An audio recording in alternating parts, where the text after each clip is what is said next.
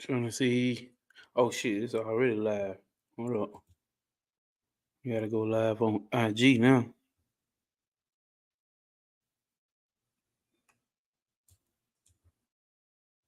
Oh shit, it's already live. So I should be live on IG as well.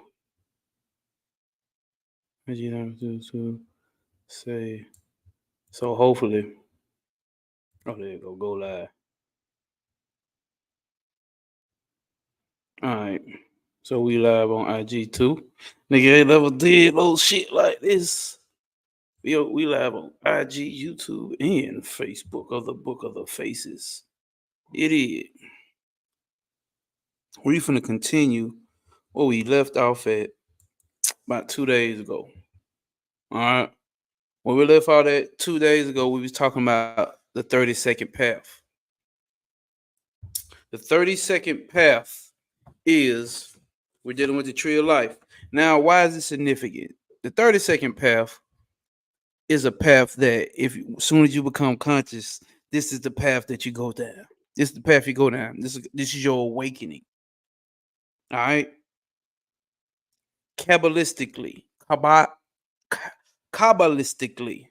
this is the path that you go down. It's the 30-second path. That is the path from down here from Malkuth up to your side. If I can get Malkuth up to your side. Malkuth, for those who don't know anything about the tree of life yet, this is basically earth consciousness up to moon consciousness. Now, I have to say it in that way because this is a map, right? Let's show it on the other screen. Oh. No, how you? Let's show it from another screen.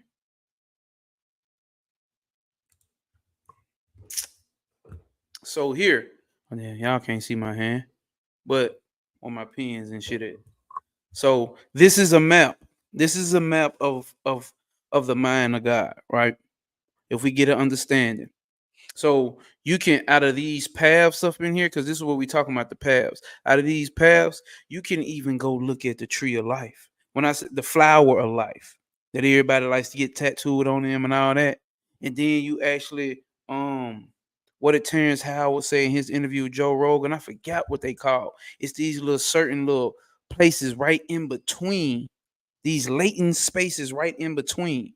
They also line up with these paths on the tree. So we're talking, and I like I said, we're talking about the 30-second path, which is this little line right here in between Malkuth and your side, right? That is the spiritual awakening that we go through as human beings. All right.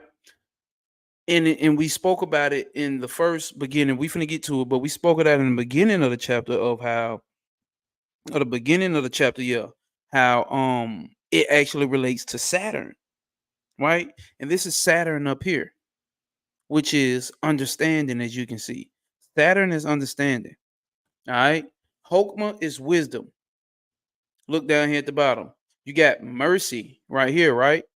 Where Hokmah is, right? Where wisdom is. And then you got severity, right? Right here where Bina is. All right. So we're gonna go through and give you the understandings of actually of why mercy is dealing with Hokmah and severity is dealing with Bina. Bina is the feminine principle. You hear what I'm saying? Bina, top left corner, which is understanding, that's a feminine principle. Top right corner, wisdom, that's a masculine principle. Look at what the feminine principle sits up under. Severity. Ooh. I wonder why. I wonder why the feminine principle sits under severity and why the masculine principle sits under mercy. If you looking at it, you like, oh, I don't agree with that. And I feel my truth, that's because you making this, you can this is what we can't do, right? Well, we can do what we want to. Let me clarify that. We can do whatever the fuck we want to. But if we want to truly understand spiritual principles, they're not mapped out the way that our ideology or our egos. When I say egos, the things that we identify with, right? The things that we've made pleasurable to us and the things that we made unpleasurable to us.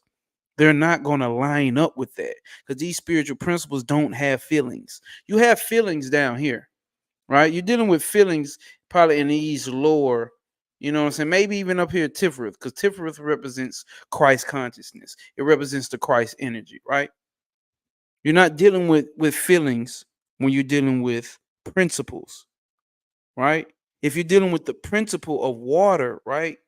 What's the principle behind water? Because you can, I did this in the last video. You can have this regular spring water from sprouts, right? And then you can have smart water, right? And then you can have whatever next level of water. And then you have tap water, right? How you feel about these three and how these 3 or 4 different ones make you feel may be different. But what's the principle behind it? Something that you can't change. It doesn't matter about how you feel. What is that? The principle of water. What's the principle? Let's say, fuck it. H2O is the principle.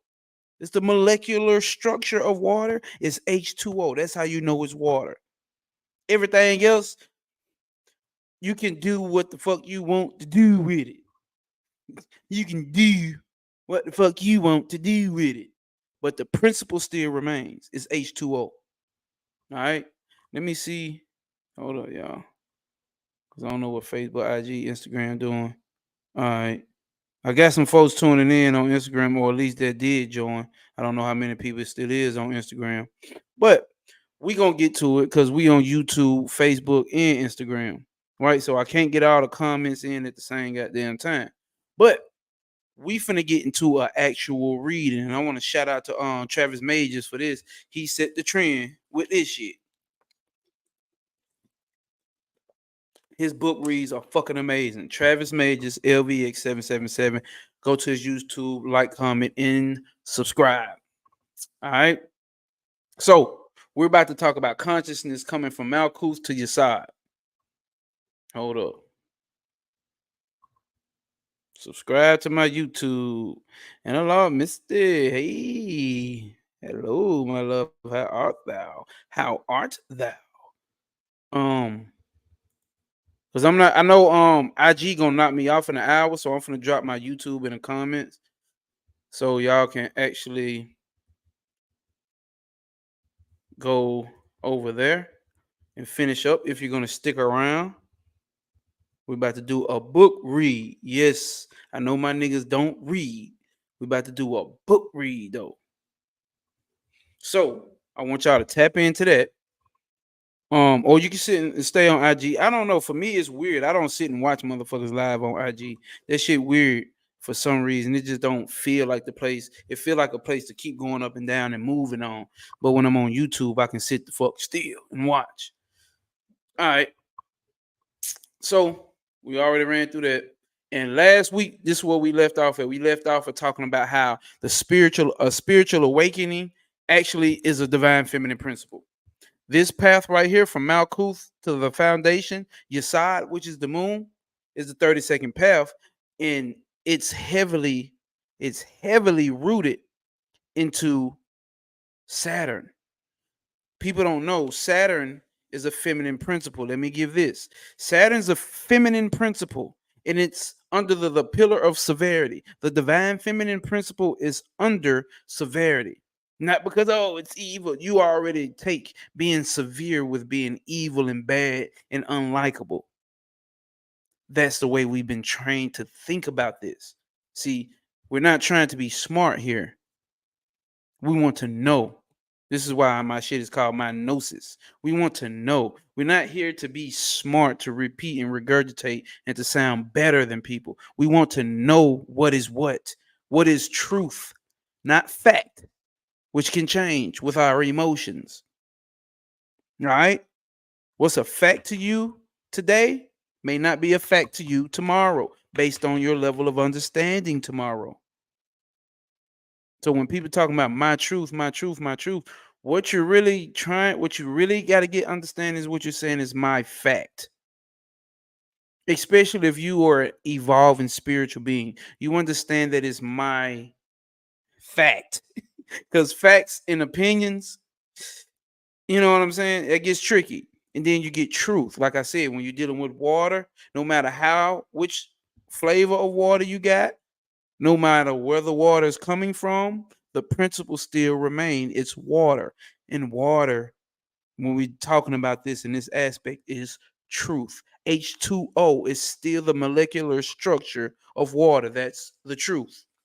You don't get to change that based upon my truth. You don't get no my truth when it comes to water. And that's what we're talking about here today. We're talking about principles. All right. We're talking about principles. And that's what I'm breaking down here tonight. And tonight we're going to finish up the chapter about the 32nd path, which is the first path that we all go through when we go through a spiritual enlightenment. And they're also breaking it down how what these mythological stories are in alignment with it, including the story of Jesus Christ. How you like them apples? Including the story of Jesus Christ. All right. So now that we know that, we about to go on bust this book open, and we finna say, "Fuck, looking at my face. Let's look at the book." Give me a second.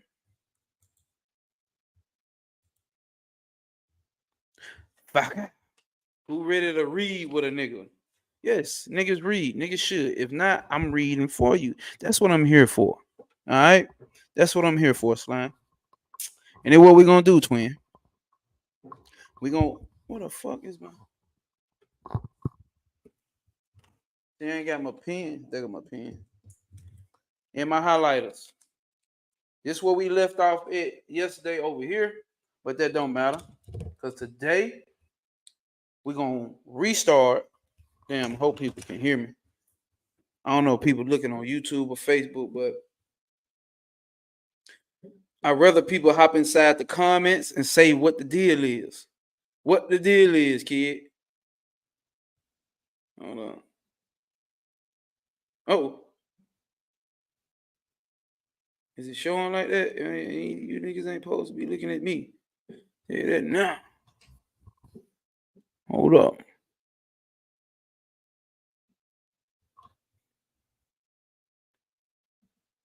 Let's see.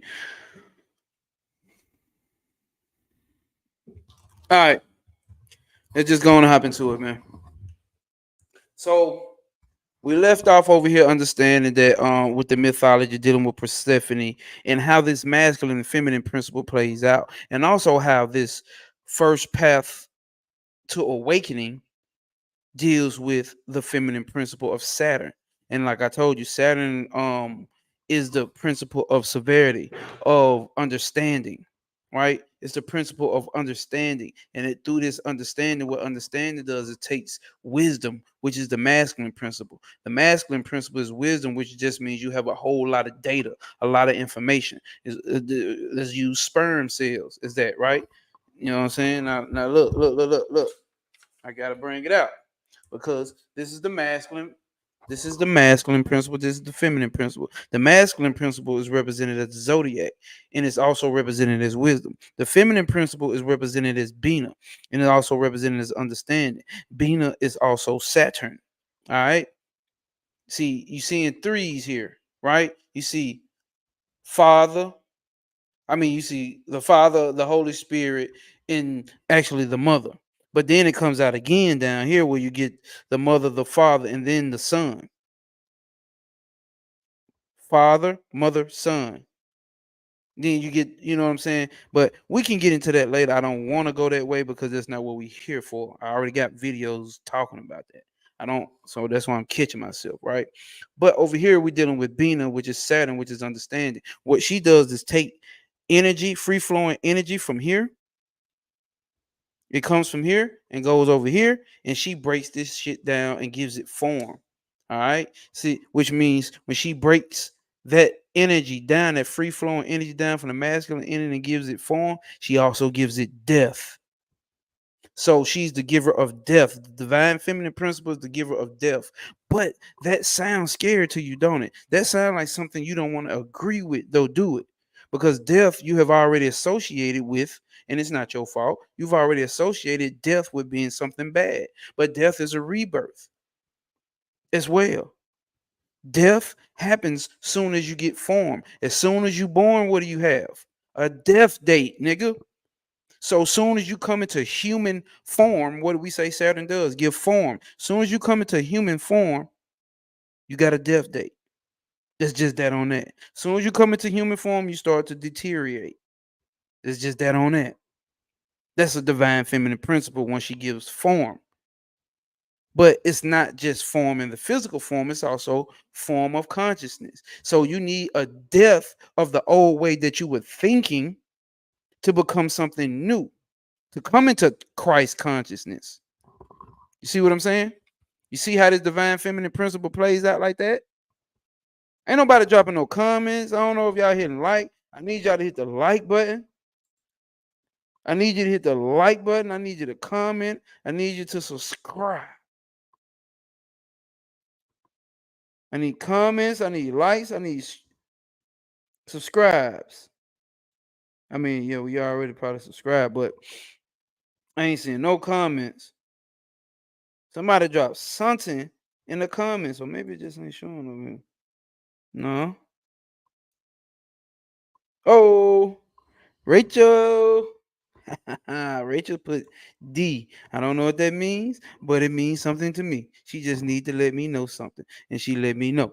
So now we rocking this shit out. So now that we understand that the divine feminine principle is breaking down form, your thought pattern is the giver of death. The divine feminine principle is the giver of death, right?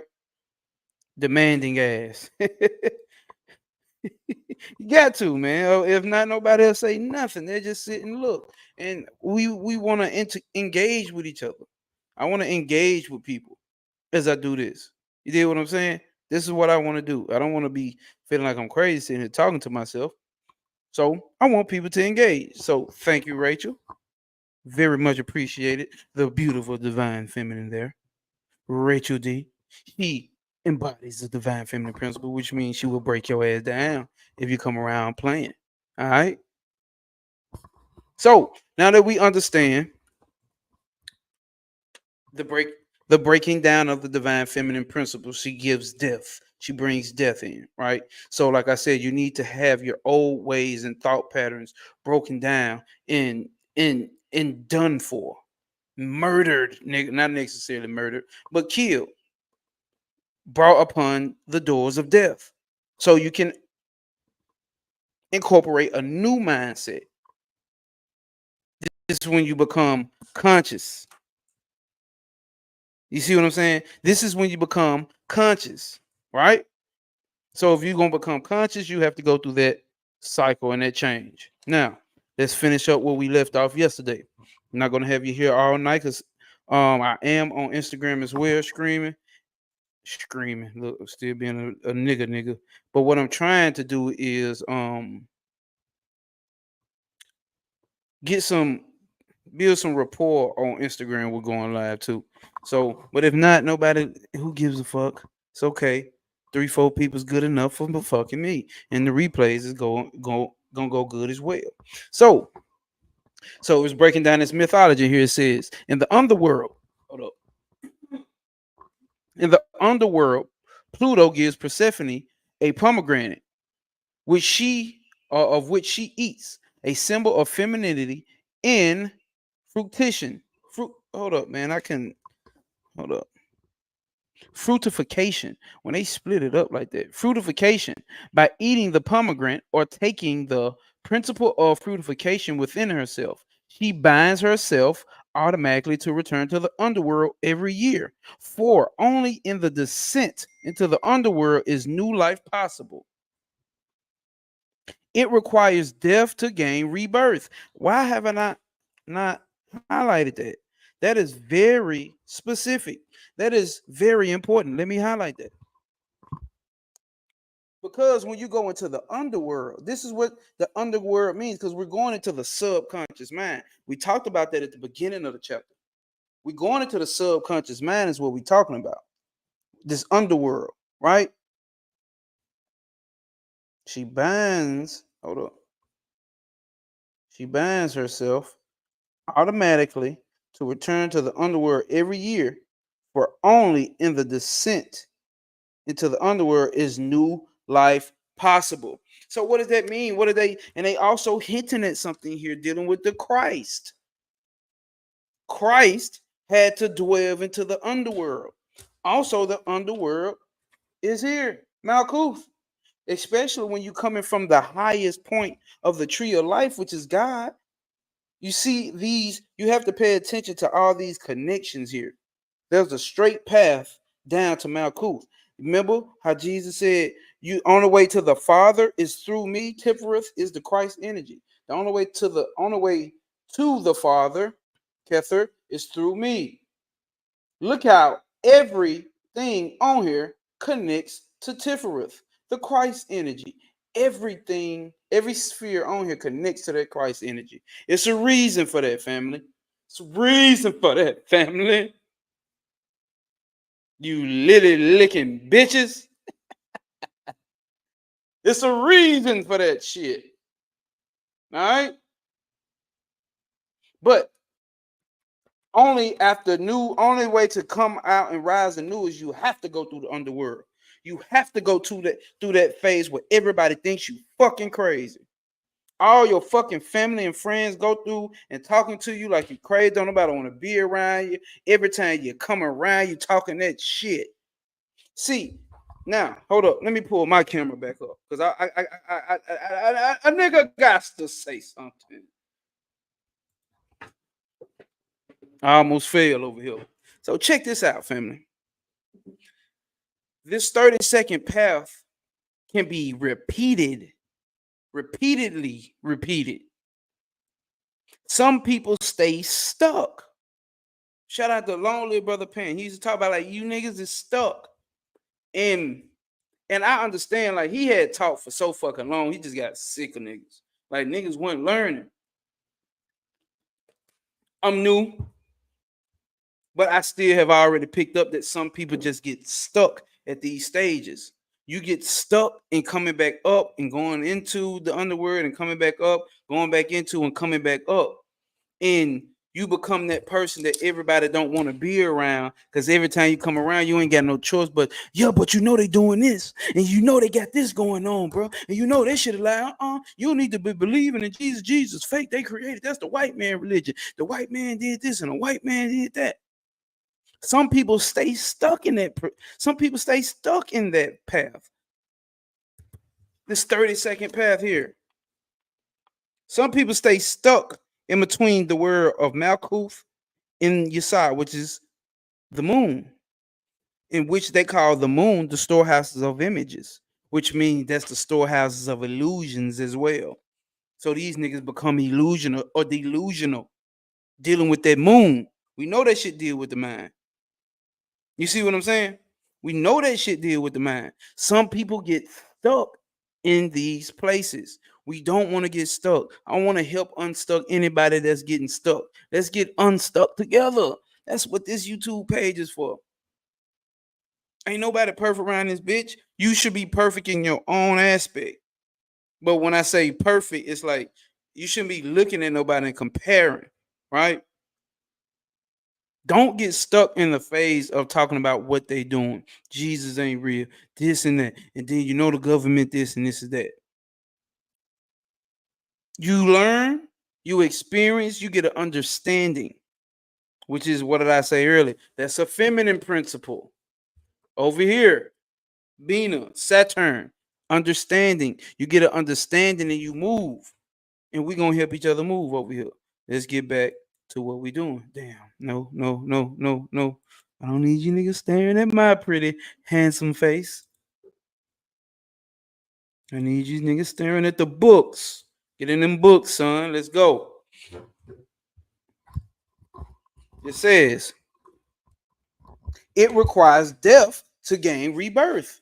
That's why I told y'all you gotta let. When I told you the divine feminine principle is the giver of death, you gotta let go those aspects of what you think about death, because you're gonna miss the principle here. These are principles. It does not have anything to do with how you feel about what you feel the divine feminine should be. This is not that. It is interesting that grief is the experience.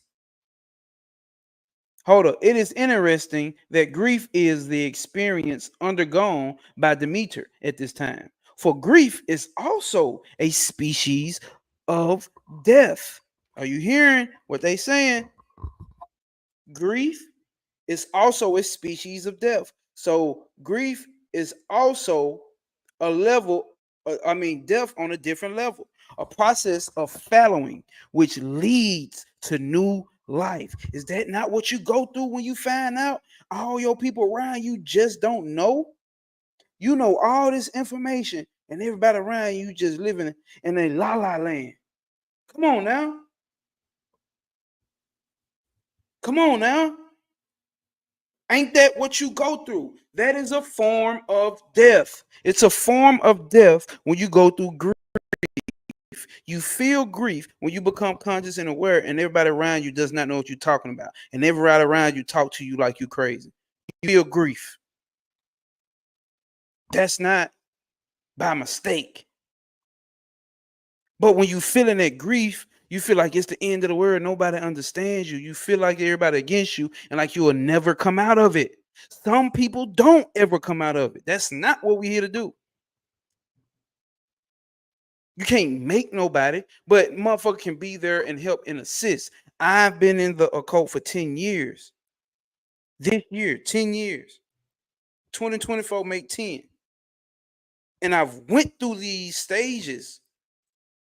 Definitely 30-second path multiple times. But at the same time, it's after certain levels of understanding how we come up out of this. But let's keep going. I don't want to keep breaking down every one. The pomegranate, are fruitful. Oh, look here, look at here.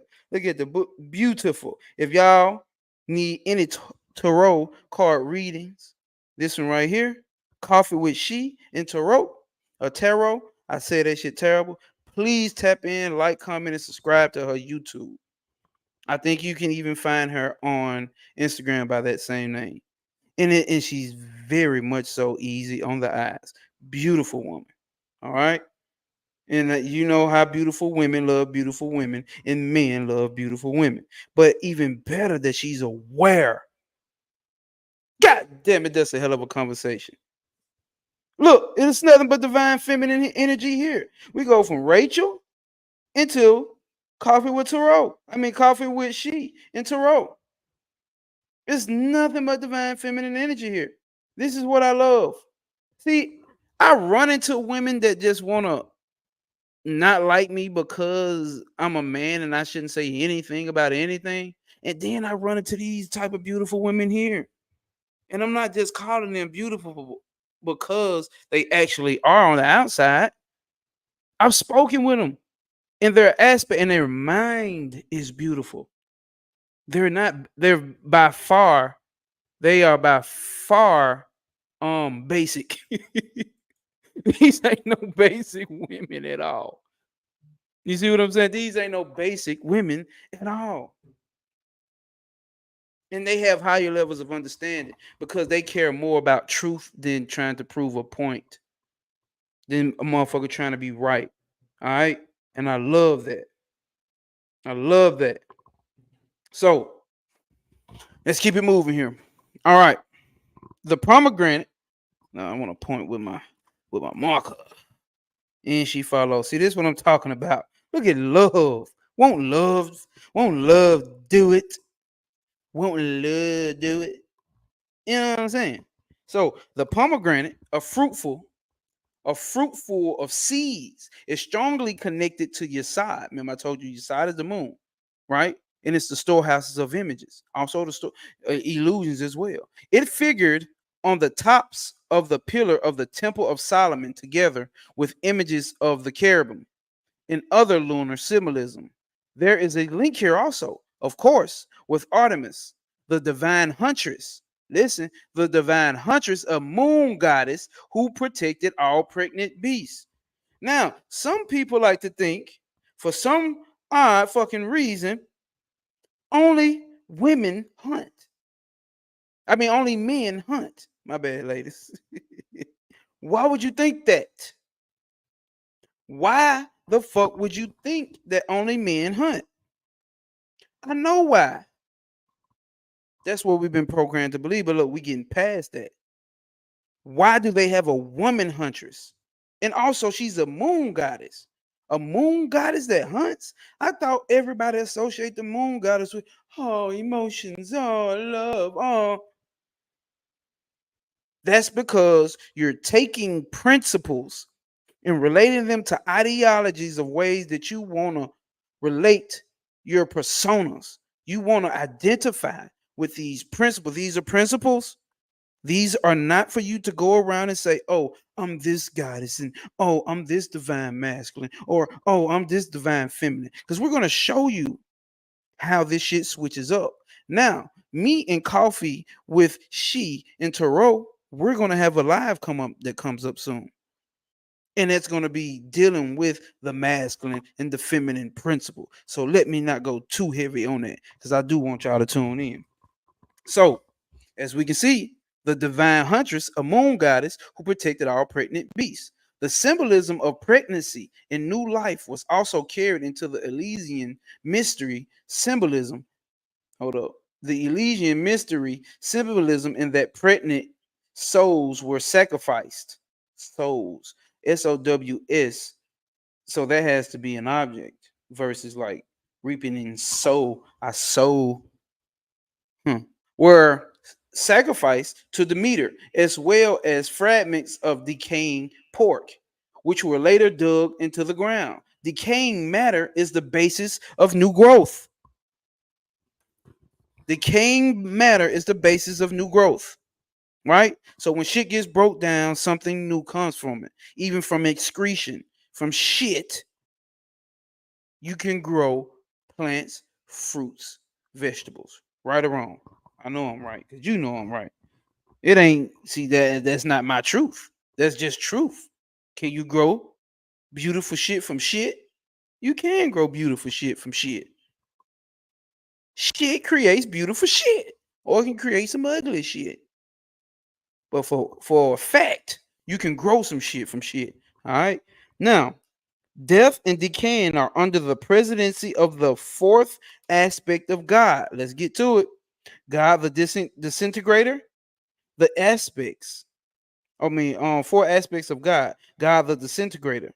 The other aspects being God the Father, God the Son, God the Holy Spirit. We ran through that already, right? On this 32nd path, the symbolism is very predominantly. Hold up. Hey. Listen, on this 32nd path, the symbolism is very predominantly feminine. So going through, let's stop here. Going through and having a spiritual awakening is what?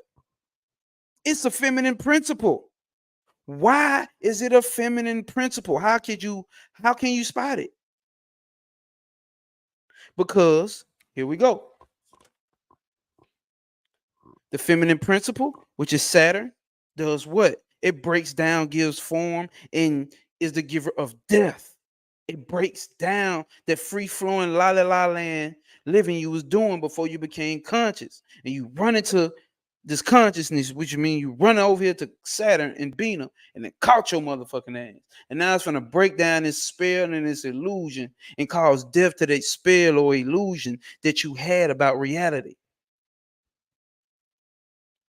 See, this is what we do here. This is understanding. This isn't wisdom. This is wisdom is having a whole bunch of information.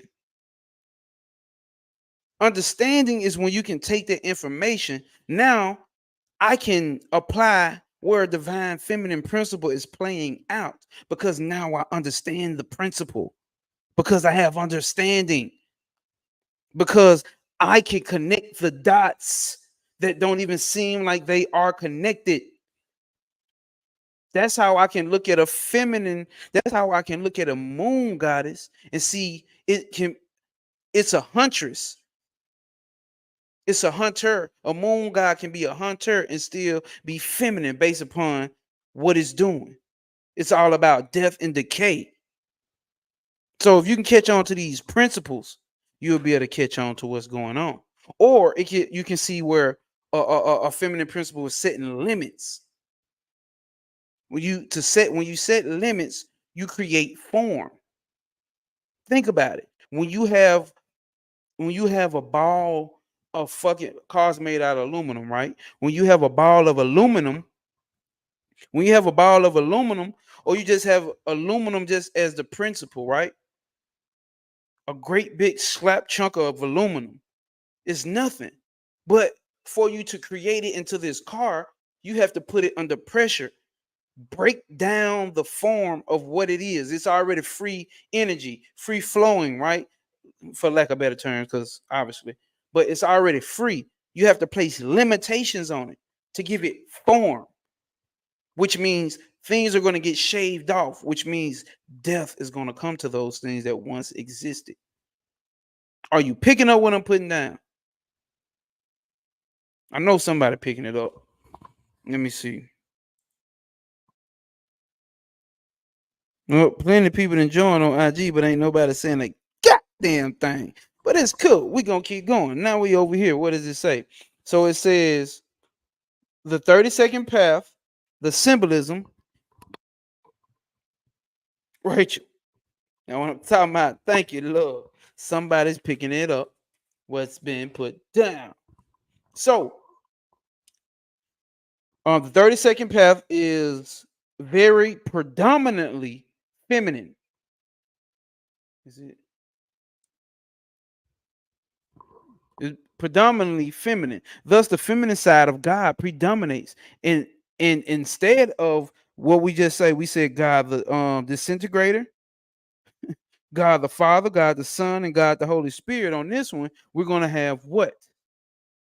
Instead of the Father, Son, and Holy Spirit, we have Mother, Daughter, and Virgin Wisdom. God damn, look how that shit play out. Look how that shit play out. Huh? This is how this shit is playing out here. So now we got the mother, the princess. You got the virgin mother, right? Where is it at? You got the mother, you got the daughter, and you got the virgin. And virgin wisdom. God damn. See, now you got to understand wisdom still is a feminine principle. When these people write these books, they're not writing this shit by mistake. When they use these words and they already established that wisdom is the masculine principle, right? But that's why I'm saying we always trying to make masculine and feminine be what we want it to be. Oh, this masculine, he building a house. Like, this is some of the most earthbound type of thinking. I get it though. Don't get me wrong. I still go into it as well, right? I still go into it as well. But understanding principle is going to save you a lot of casting preconceived notations on people, right? We don't want to put preconceived notations on people or attributes of God, for lack of better words.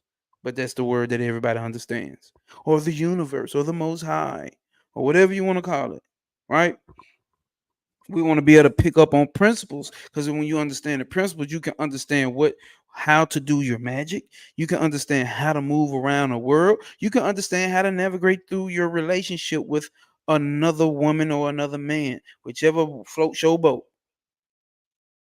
Because the masculine and feminine principles still pervade through trees, grass, water, fire, name it. You can't get away from the masculine and feminine principle. Why is that? Let me get to this. I don't want to, but I gotta every time we hear, I'm gonna be pushing cosmic P, because divine feminine, divine masculine, and everything down here in existence is under these two. It's a reason why they are principle. This is actually called the supernal triangle. So the supernal, superior to everything down here. Not like it's shitting on it, not that it's better than, but everything down here comes from everything right here. Everything in this top triangle. So you got the divine feminine principle, divine masculine principle. Then you have equilibrium of the two. That's what we're supposed to be doing down here. So let's get to the next one. The feminine terms, the fourth aspect is best symbolized by Medusa. Check this out. Who had a wild, cold beauty that no man could bear to look upon without the shield of the divine wisdom of Phallus Athene or Athene. Lacking the ability to look calmly and clearly at the beautiful and terrible face, men were turned to stone. That is to say, they fell into the mortal idea of death. Let's keep going because we'll get stopped. As all the gods are aspects, listen, as all the gods are aspects of one God, so are all the goddesses aspects of one goddess. Man, god damn, hold up. I'm just going to highlight this whole thing first. Hold up. And then I'm going to go back and read that. Because all gods are aspects of one, which means all goddesses are aspects of of one goddess. Like somebody on Threads was going back and forth, like she really sub tweeted or sub threaded me. Now these occultists they always thinking this God is not that God, and Mami Wata is not Yeminya, and this is not like I understand because people have a religious mindset. Maybe people leave Christianity and then go and take that same mindset with a new game, like you playing a new game, but you bring in checkers over here to chess. You see what I'm saying? And it's losing, and you missing that divine feminine principle, understanding. You see what I'm saying? See how a woman can lack a divine feminine principle as well when it comes to certain specific things. Not saying she lacks a divine feminine in her. I can't take that away from her. Nobody can take it away from her. But at this time, she lacks that understanding. All right. And this is how we're going to connect this understanding. They be confused, and I always can see the same similarity in different ways. And that's called the occult. Occult. Let me type that in the chat for those that don't know that come through. OCCULT. The occult, goddammit. It is. The occult is when you can synthesize all of this. And what is that? That's why the occult sits on the left-hand path. What's the left-hand path? The path of severity, which is a divine feminine principle. The love and light is over here on the masculine side. Mercy, loving, kindness. That's on the masculine side, though. Why? Netset, victory and power. That's Venus. What is Venus doing over here? Oh, they ain't ready to talk about that. We'll keep going, though. It says, all the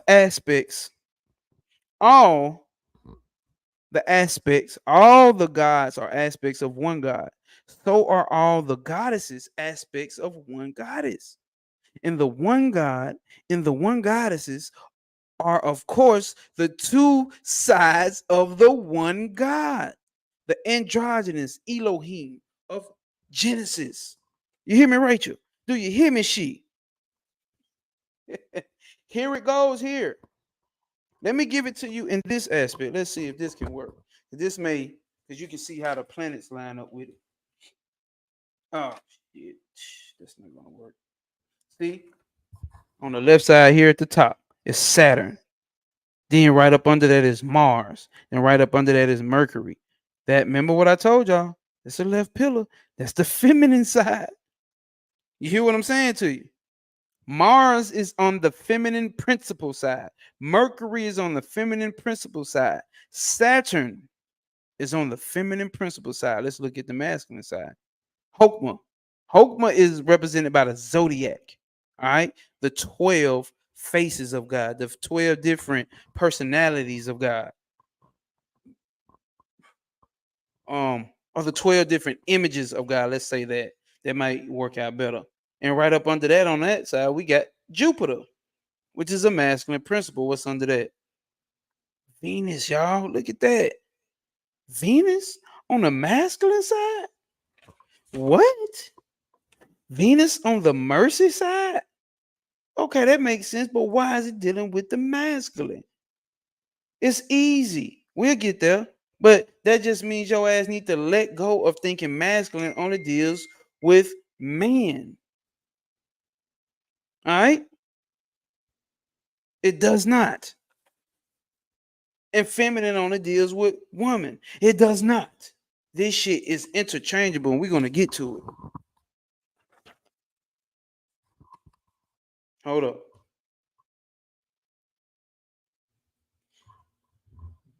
So, for those who are still rocking with me, does this sound like good information that's being spoken here?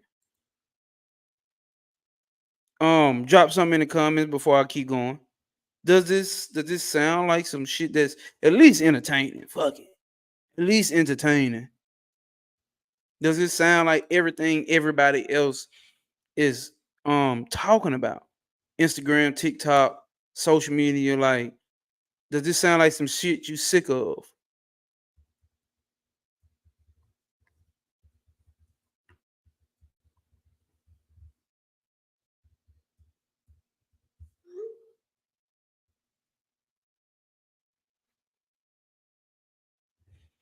Is putting slot into perspective. I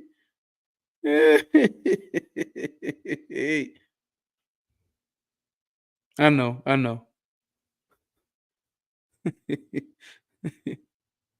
All right. She means a lot, and it's obviously that's what she meant. Don't be assholes. Don't be assholes, guys. Don't be assholes like me. You can't be an asshole like me. What the fuck? YKWTSM? Come on, Rachel. I don't know what that means. What is this? YKWTF. I know you know what the fuck. See, I don't know what the fuck SM. You know what the fuck YKTFSM. They probably laughing at my ass. I don't know. UKWTFSM. You know what the fuck somebody mean. And she still coming laughing. Everybody laughing. What the fuck does this mean? Then she said that before. Please, Rachel, explain. Cause I don't know what the fuck going on. Everybody laughing at me. Come on, y'all. I don't know what the fuck none of that mean.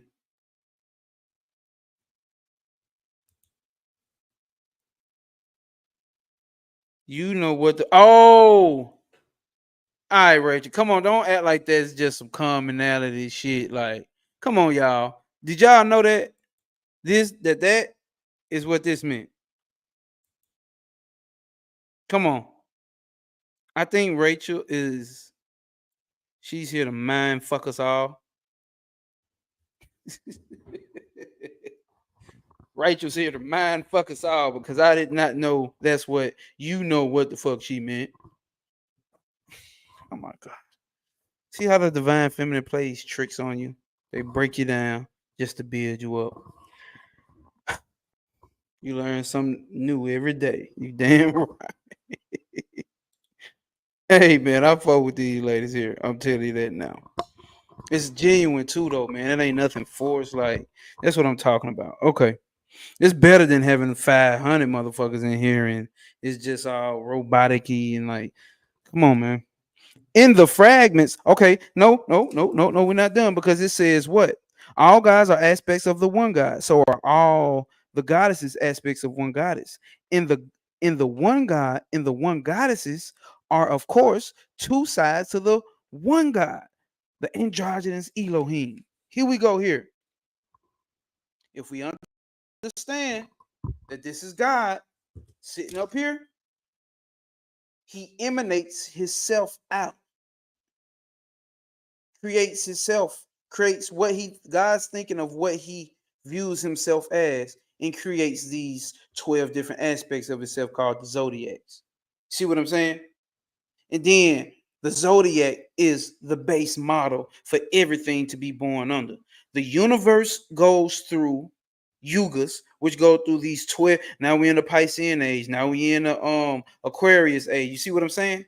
We all go through those ages. Then every person is born under these 12 aspects as well, right? Okay, so under that, to give even more form to that, to give life to that, to give depth to that, to give form to that, it has to go through the divine feminine principle. But guess what? This represented as the male phallus. So this represents, so Kepha comes is nothing, is information that's just infinite and sitting there, just going to forever be. Information, it shoots itself down here and creates this. So now just full of information, which is the seed, the sperm, and its penis, and it's also represented. Hold up. I can show you better than I can tell you, motherfucker. You lily pad licking bitch. So whatever the fuck I said on my Instagram story. Damn, you can't really see that. I don't know if y'all can see that, but that's the male phallus covered up, right? And that's the vagina. Damn, I don't know how blurry, but that's the vagina. So the male fat, you know what dick and penis do. Don't act like y'all don't know. Y'all done fucked before. Y'all know what dick and penis do. All right. And here is what they call Adam Cadmon in the background. That's the human. That's the human. That's the micro and macro. That's the macrocosm version of the man. So we are in the mind of God. And also at the same time, we are the mind of God. All right. So the masculine and feminine goddesses are still the same one God. So I tell people it's always only been one God. It can never not be. Give a fuck about how many divinations of God we come up with, derivatives of God. So in the fragments of the rite of Isis given in Dion Fortune's novel, The Sea Priestess in Moon Magic, Aquarian Press in London. Oh.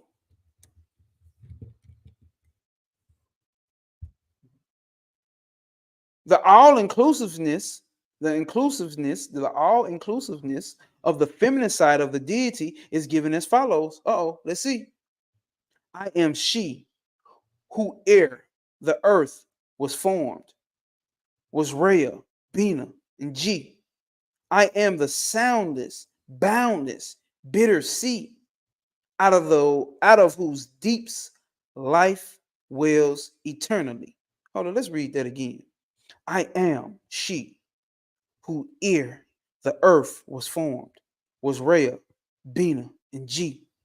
I am that soundless, boundless, bitter sea, out of whose deeps life wells eternally. Astarte, Aphrodite, and Ashtaroth, giver of life, giver of life, and bringer in of death. Come on now. Giver of life and bringer in of death. Hera in heaven, on earth Persephone, Diana of the ways in Hecate. All of these I am, and they are seen in me. And the same source also gives a version of the entrance to the 32nd path. Uh-oh. Because all this is done mentally, y'all. This is what we go through on a mental level when we become conscious. And right here, they just broke down how it connects it with the divine feminine. Sink down, sink deeper and more deep into eternal and primordial sleep. Sink down, be still, forget and draw apart into the inner earth's most secret heart. Drink of the waters of Persephone, the secret well beside the sacred tree. Uh-oh. What are we talking about here? The tree of life. Ah, okay. It makes sense. Let's go to the next page. Well,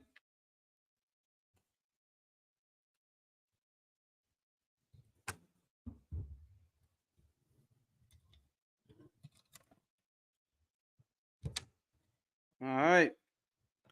Try to keep this shit kosher, Sly. Hold up. I'm gonna keep this shit kosher, keep this shit flowing. Because you know how this shit go. People bounce in and bounce out.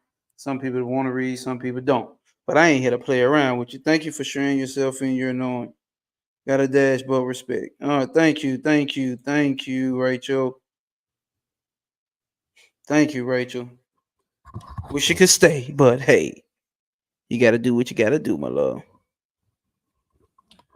Okay, let's finish this up. It says, "Who drinks the waters of the hidden well?" And all that we can't speak on that out of context. It says, "The secret well beside the sacred tree."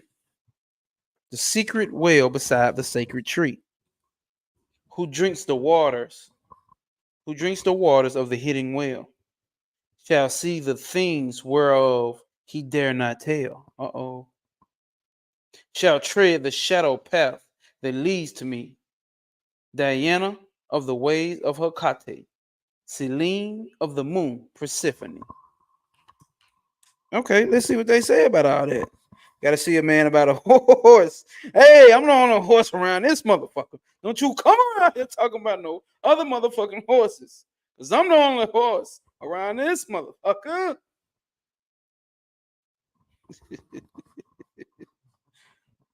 No, I think, well, no, I ain't going to put her business out there. But yeah, all right. She funny. Though. Gotta go see a man about a horse. Um, In the novel of Dion's Fortune, this teaching is given on its more surface level of sexual polarity. At the time these novels were written, Dion's Fortune was concerned with bringing a more open and reverent attitude towards sex, as opposed to the cloistered and sanctimonious attitudes left over from the 19th century. It was hard to talk about sex back then. You see what I'm saying? It was hard to talk about sex back then. See, Rachel going to see a man about a horse. She ain't had no problem with saying that. Back then, that would have been some shit women couldn't say. And Dion Fortune is a woman, and she's a very prolific writer. Matter of fact, Dion Fortune is how I'm learning this shit. She's one of the coldest, and I say one of the coldest writers in this occult shit ever. All right. Um, The Hermetic axiom, as above, so below, applies here as everywhere, though. And what is written about sexual polarity in these books applies also to the polarity between the higher and lower aspects of the psyche and God, between man and between God and man, which latter includes goddess and woman, though English grammar obscures the fact. English grammar fucks up goddess and woman. Or, hey, how about divine feminine and woman? The English grammar fucks it up. However, while spiritual factors do operate behind the function of the lower worlds, they should not cause the latter in themselves to be neglected as improper or beneath consideration. God damn. See, Gareth Knight, I like you too. I like you too, Gareth.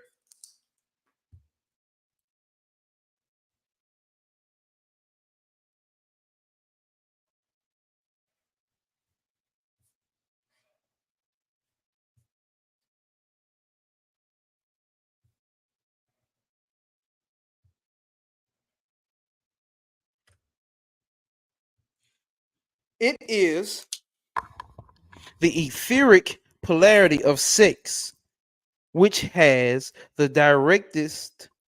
I never heard a word called the directest. The directest.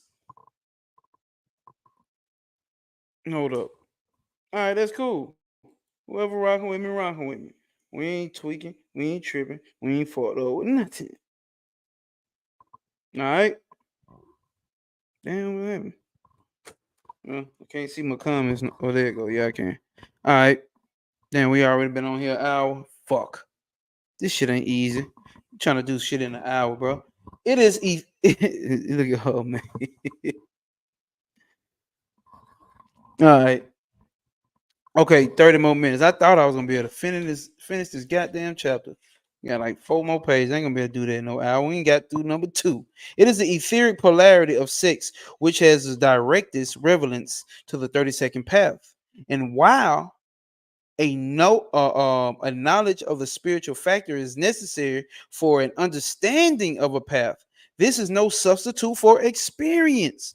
Damn, wasn't this just said in another book I read? Listen here. It is the etheric polarity of 6, which has the directest relevance of the 32nd path. And while knowledge of a spiritual factor is necessary for the understanding of the path, this is no substitute for experience, which, when on the lower levels of the tree, must and should be of earthy. Damn. You gotta understand this on the you gotta experience this shit on the earthy, not just in the mind, but you gonna go through some shit physically. Your cars might start fucking up. You know what I'm saying? Bills might start coming up short. You know what I'm saying? Somebody understand what I'm saying? You're gonna have to go through the earthy. This be they be in and out, but I'm staying. See, you know, girl, you special. You a special motherfucker. She a special motherfucker. But the sensory world applies in the main. The sensory world, what's that? That hold on, I had a flat today too. Hey. What are you doing giving up your personal information on here? What are you doing? I'm not posting that. Okay. Well, okay. Oh, hey. Oh, she's making a connection with what we just talked about. Okay. Well, what I just said with going through shit on this 30-second path. Okay. I'm gonna say, hey now, you're an all-star. Get your game on. Go play. Okay. Understood. Okay, see, this is how it plays out. All right. But the sensory world applies in the main to Malkuth. And the 32nd path is a inner way.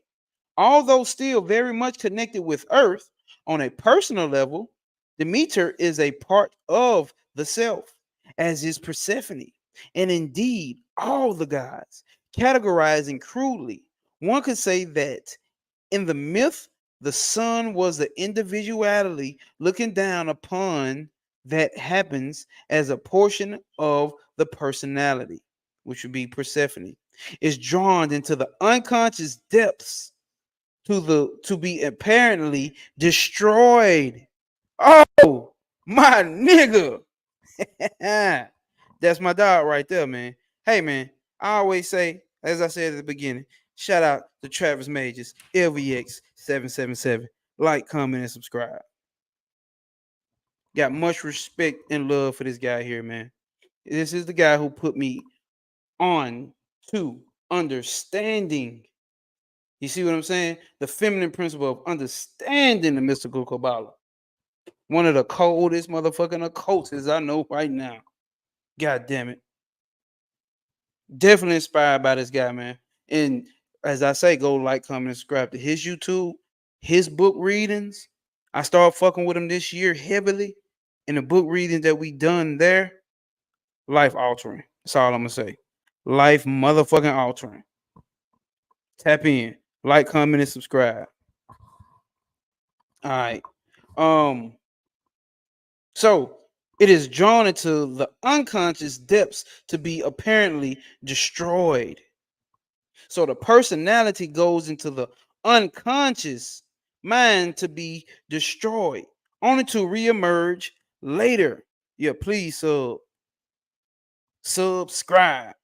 So you go into the unconscious because I think we're supposed to be. I think already been here an hour, but I only read 2 pages. I gotta get see that's why Travis should be like 4 fucking 5 hours, bro. Because it goes with commentary has to be done with this shit. Nobody nigga go listen to an audio book if they want to hear somebody just, you know what I'm saying, speak like that. That ain't the case though. We give contents and context, and we also give personality with this shit, especially when you got people to engage back and forth with. Only to reemerge later, like the spring corn bearing life even more abundantly. So listen, once you go through that stage, once you go through your initial stage of awakening, he said the pace is good. Okay, that's what I love to hear. You know, all right. So once you go through that this introductory stage of your spiritual awakening, you emerge. Once you go into that unconscious level, collective unconscious, personal unconscious, subconscious, the dark side, the hidden side, the side that you don't know if you ever gonna come out. Once you go, you emerge back out with life even more abundantly. All right. What does it say? In Christian terms, the myth is expressed in terms of agony. Uh-oh. Uh-oh. What's the next words it say? God damn. Crucifixion and descent into hell, followed by the resurrection and ascension. I don't know if it says it in the Bible, but I've heard it before when they say our Lord and Savior Jesus Christ, even two, had to descend into hell. God damn.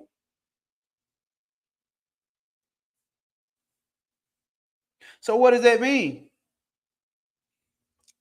Does that mean you Jesus, nigga? Sounds like it to me. You know what I'm saying? Depends on how quite literal you want to take the shit. Depends on how quite literal you want to take the shit. That's up to you. The teaching is basic to eternal listen, we talk about principles. That's what my shit gonna be founded and based upon. Principles. Because it's certain shit I be want to go into, but people miss. Let's just put it like this. Let's focus on principles. All right. We're gonna focus on principle. We standing on principle. All right. The teaching is basic to eternal principles and so appears again and again in different guises in accordance with the imaginative needs of the times of the nations. That is top tier shit right there. It's ways that this needs to be applied because every time you turn around, why is the Christ story the fucking same? It just changes with the ages. What needs to be done then? Now we created a Christ figure as Tupac. He ain't dead. What's another Christ figure we got? Well, motherfucker, Malcolm X, Martin Luther King. You know what I'm saying? Superman. You know what I'm saying? Goku. You know what I'm saying? Mythology. Who's to say 1,000 years from now the mythology of Goku ain't gonna be turned into some real shit?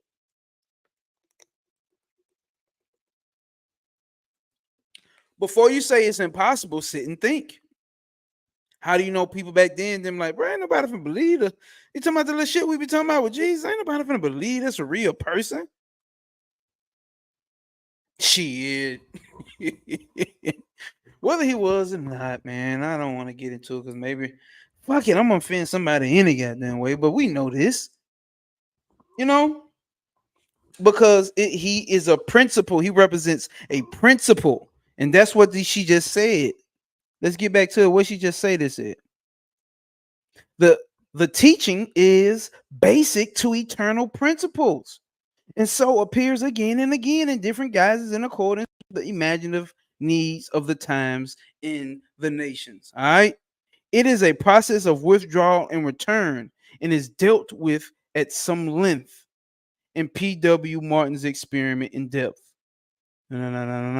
which outlines a method of the following the process with reference to the Jungian psychology, the poetry of T.S. Eliot, and the historical work of A.J.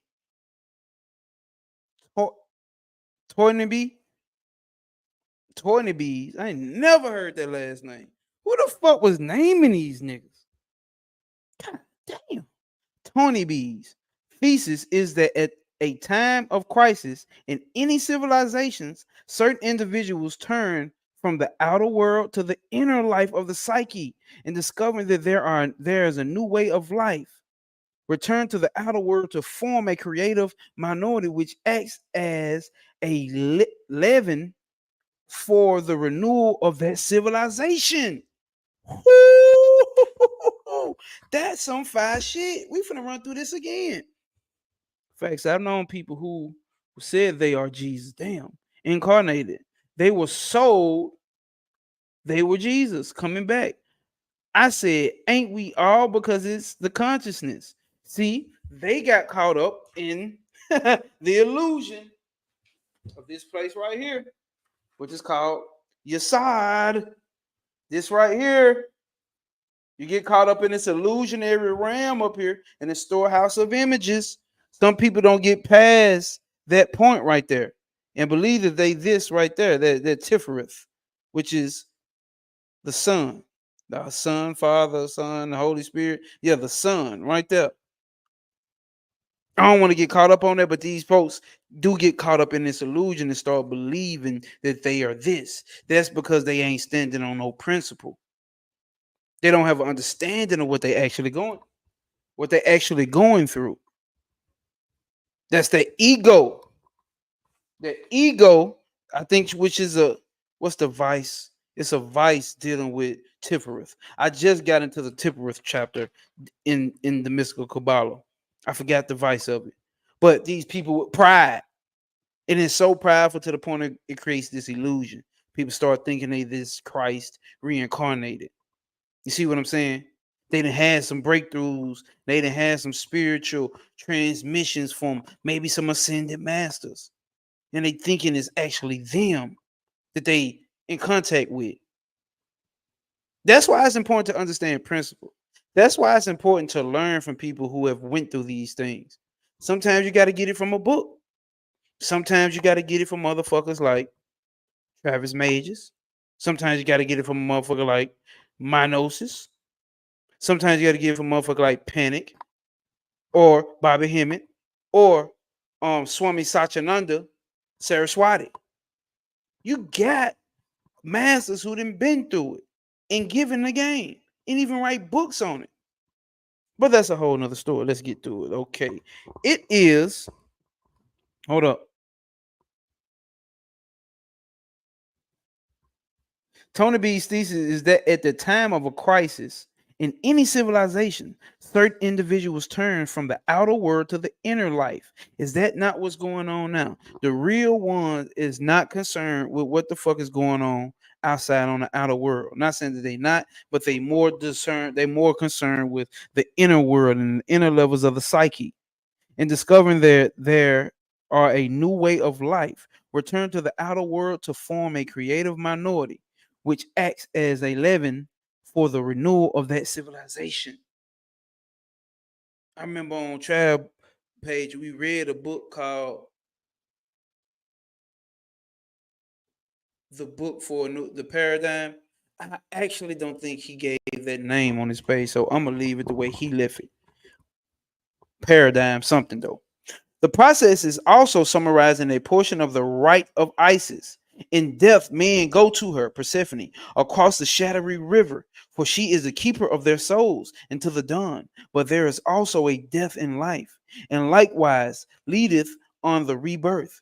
Why fear ye the dark queen, oh man. He is the renewer. From sleep we arise, refreshed. From death we arise, reborn. By the embraces of Persephone are men made powerful. By embracing this deep dive into the unconscious depths of the mind, in your personality and all this shit you thought you knew and thought you was get destroyed, you come back renewed and making men powerful. Not just men, but men and woman. You know, mankind, right? Or human, whatever the fuck, man, because people got so much shit you can go through with that. For there is a turning within of the soul whereby men come to Persephone. They sink back into the womb of time. They become as unborn. They enter into the kingdom where she rules as queen. They are made negative and await the coming of life. Reincarnation, baby. That's Prakriti, baby. That's Prakriti. That's Isis. That's Saturn. What did she say? Back into the womb of time. Who do we know Saturn is? From Malkuth looking down, looking up.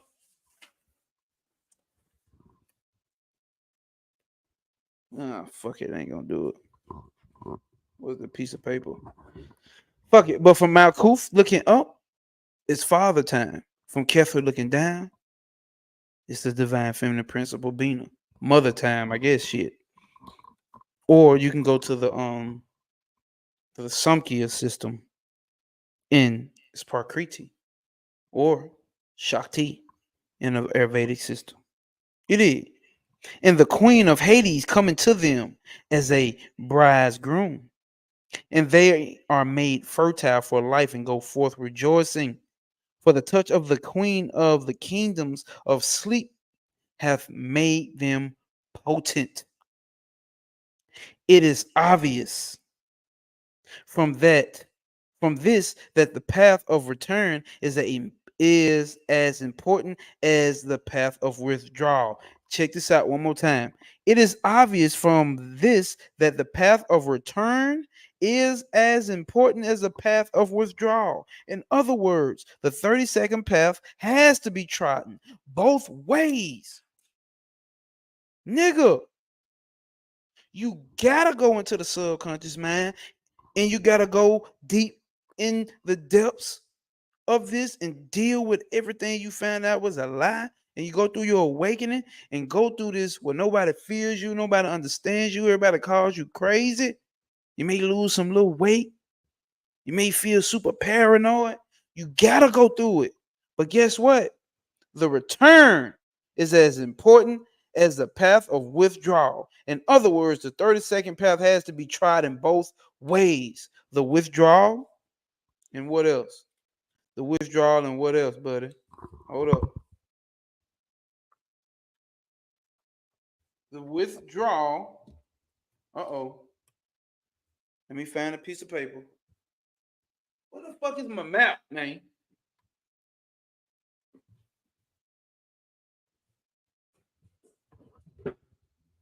I know. Goddamn well. I ain't throw this piece of paper away. Because I want to oh, here you go. It says the withdrawal from Malkuth to your side in return from your side to Malkuth. So when she just said she know a nigga that thought he was Jesus, the nigga came from Malkuth to your side, right? He left earth consciousness, went up to this level of consciousness, right? This foundation, you know what I'm saying? The storehouses of images, and got a glimpse of Tippereth with his Christ consciousness. And when he came back, this motherfucker thought he was this. He just got a glimpse of this. Motherfucker thought he was this. Motherfucker thought he was Tippereth. Motherfucker thought he was Jesus. You know what I'm saying? That's what she giving here. But it must be trying that you come back from that. Motherfucker probably stayed up here mentally. You ain't come back down here. That's what we're trying to get to. For those just tuning in, we talking about the path, your enlightenment. When you become it, when you start having a spiritual awakening, this is what this is talking about in way more depth than your average motherfucker on TikTok is talking about. All right, we going in depth. All right, and we standing on principle over here. And the return from Yesod to Malkuth. This can hardly be stressed enough, for it is the refusal to come to earth. Literally, that is a cause of the bulk of spiritual pathology. The root of sin, disease, ignorance. It is the blasphemy, a rejection of the work of the Father in heaven, a rejection of the universe.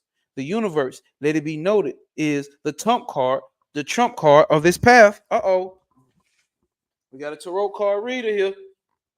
Bam. Bam. Bam.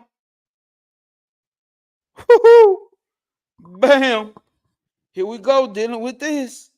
And I used to wonder, because I got the Alice Crowley Tarot Thoth deck, and I just caught this one at Half Price Books. Shout out to Trav, because he used the Rider White deck, and I actually like the symbolism in a Rider White deck. I like the symbolism in the Alistair Crowley Thoth Tarot deck as well, but I like this one. So it symbolized what she say, a rejection of the universe. Let it be noted that this is the trump tarot of this path. Until physical existence in the universe is willingly accepted by the spirit. Listen, until physical existence in the universe is willingly accepted by the spirit, the initiation of the nadir cannot take place. Until the physical existence in the universe is willingly accepted by the spirit, the initiation of the nadir cannot take place. Oh, she go. Okay, yeah, there she go, right there. All right. What was that? Malkuth is the gate, the door to evolution, and the work of the destiny. In the work of destiny, evolution cannot take place until involution is complete. And I don't think I said that right. I think that's involution. Evolution happening on an internal level. Somebody correct me if I'm wrong. Somebody correct the nigga if I'm wrong. If I'm wrong, then I'm wrong. And I don't mind being corrected on live. But I'm using context clues.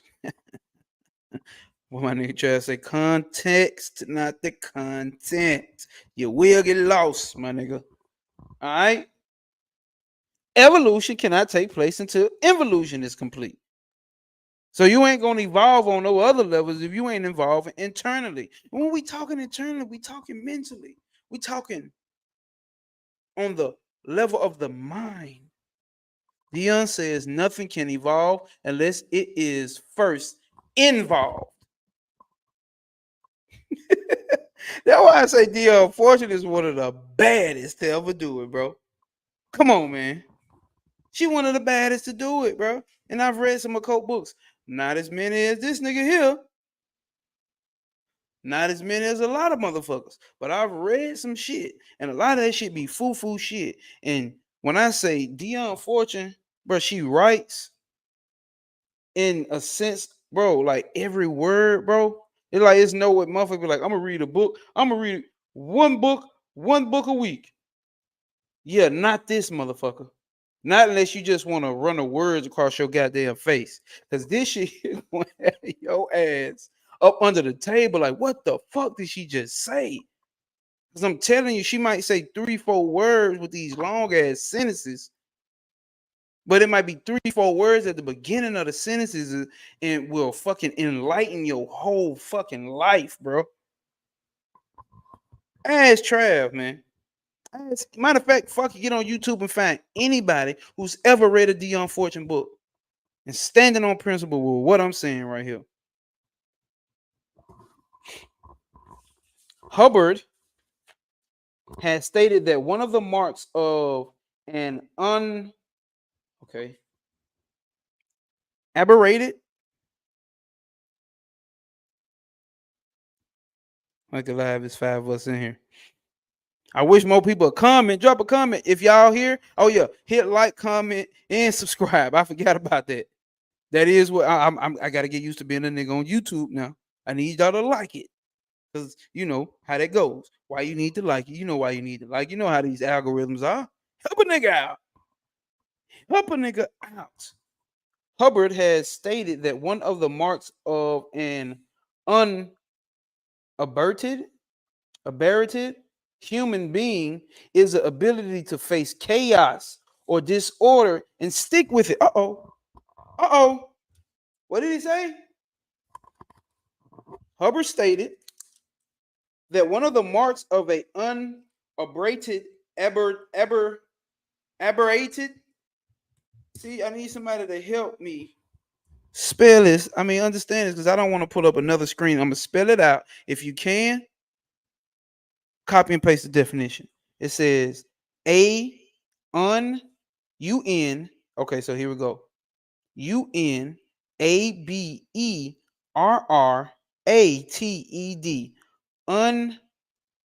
Unabated.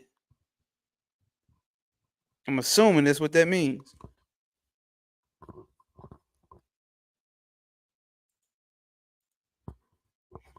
I'm assuming that's what that means. I mean, that's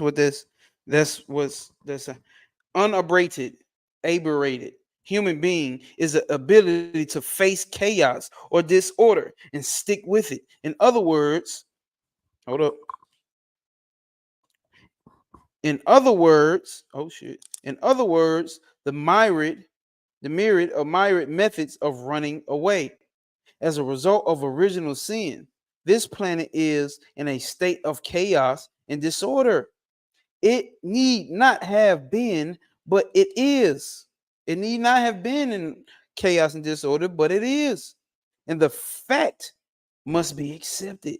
The initiation of the nadir is the ability to face things as they are, to accept oneself and one's sins and distortions, to accept others and their sins and distortions, realizing that the way each has come is the way each has come, in that mutual record.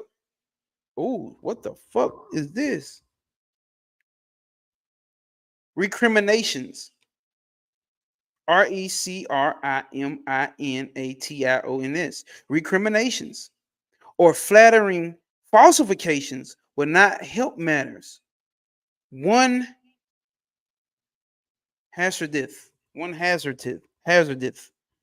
But there's some words in this goddamn book. HAIR, which is hair, right? S, hairs breadeth. Bread. Because BREAD is bread, then TH at the end. Hazard breadeth. All right. You niggas want to help looking that shit up? I found unabated without any reductions in intensity or strength. The storm was raging unabated. That's it. So is that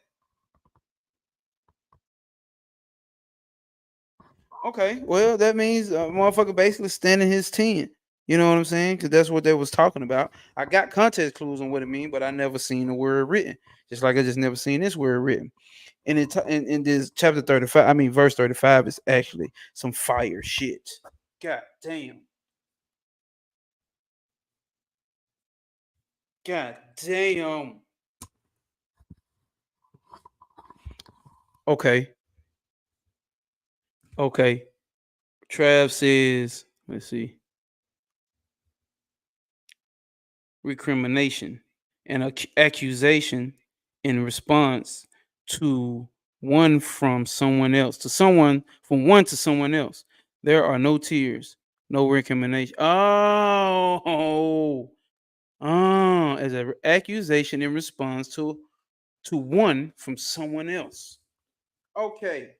So let's read that again. To accept others and their sins and distortions, realizing that the way each has come is the way each has come, and that mutual Oh, so that mutual accusation in response from one to another or flattering falsifications will not help matters. One hairs a death. Hairs per death. My nigga. And like, hey man, and that's why I fuck with him, bro. Cause like I don't want to use the word humble. Cause that I think that for what I actually looked that up and means, like to be lowly, of act to be low, but like he's down to earth, man. He's down to Malkuth. You know what I'm saying? This guy teaches thousands. He didn't have to stop by here. Now look, might as well pull out his book and follow along. Like it takes, like he's an amazing guy, man. Like that's why I say I appreciate him, bro.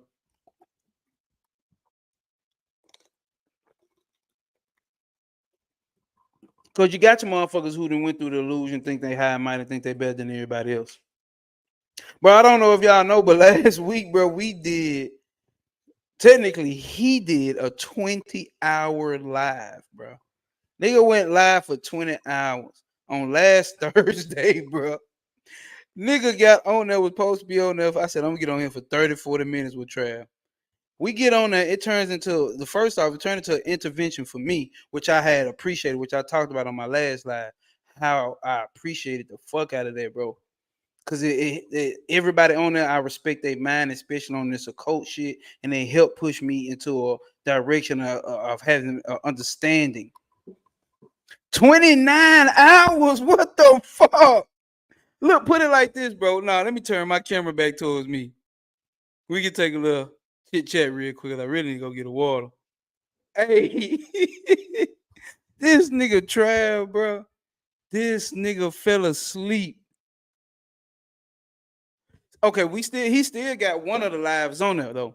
He still got one of the live, one or two of them on there on his page. His most recent lives, I think I've been on all of them. This nigga, listen, we on there showing off books. Richard Tracy come on there. He show us some books and tell us about some books. I order the books right then and now. I order about 4 or 5 books. Every time I fuck around, get on live with Trav, bro. We do a 4 or 5. I mean, he always recommended some books. So put it like this, bro. I ordered some books, bro, like 3:00 in the morning, bro.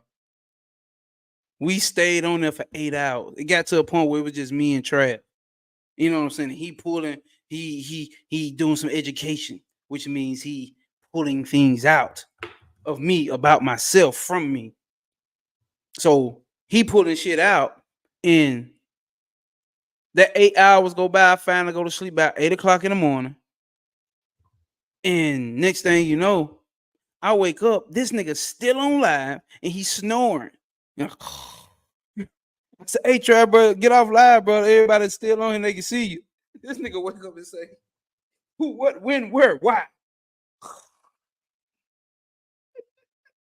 Motherfucker went right back to sleep, bro. He said, "Who, what, when, where, why?" And you hearing the cat in the background just his man. Listen, bro, the shit was hilarious. Long story short, bro, my motherfucking book from Amazon arrived. This nigga was still on live. I woke up with downstairs. I woke up with downstairs, bro. Hey, and hey, no, we gonna do some more. We gonna do some more, she. Most definitely. Like I think probably another one this week, if not this week, next week. Because he been doing them here bi-weekly now. So hit that like that notification bell over there. Um, um, yeah, like a pig snoring like that, bro. Like who, what, when, where, why? Real occult nigga wake up nigga in his sleep asking the 4 W's. Who, what, when, where, and why. The 5 W's. Bro, my book had been delivered before this nigga even woke up. Before this nigga even ended the live. Nigga, I finally went to sleep at 8. Got that book. Tap back in for a little second. Let back out. When I did some more, whatever I do, came back in, this nigga still on. And I hop back on with him for like an hour. You know what I'm saying? So 29 hours, bro. This is how you know this is a person who's really about this shit. Like, for the fact that I was able to do 8 hours, this nigga was able to do, let's just say take out 6, 7, maybe for how long he slept. You see what I'm saying? That's still what, 26 hours, 22. You know what I'm saying? How many hours this was? So it's like certain people really here for this shit. And I ain't toot my own home, but I'm one of them ones. Cause certain motherfuckers can't last in a conversation that long. I know this because I speak to everyday regular motherfuckers who call themselves woke or conscious or spiritual or whatever the case may be. You ain't gonna be able to have that long of a conversation without, listen, check this out, without people bumping heads on what is it called? On their arrogance or what they identify with. You see what I'm saying? We didn't have that. Now we may be, bro. You gotta go watch the lives, bro. When I say they truly fulfilling, like you be needing them occult conversations. You know what I'm saying? And I'm trying to get up there and goddamn get to that level with Trav at with the YouTube. You see what I'm saying? Because like it's building the community. He gave me some great gems, and he gave me some great pointers. I gotta respect that. When I say that, and because where a nigga come from, bro, like we give respect to those who giving the game to us. You know what I'm saying? That's why niggas always shout out their OGs. You know what I'm saying? Shout out their cousins. Shout out my mama. Like you shout out the ones who, you know what I'm saying, who show love to you. That's what I'm doing. I show gratitude, and he's showing it as well because he didn't have to be here. But let's continue.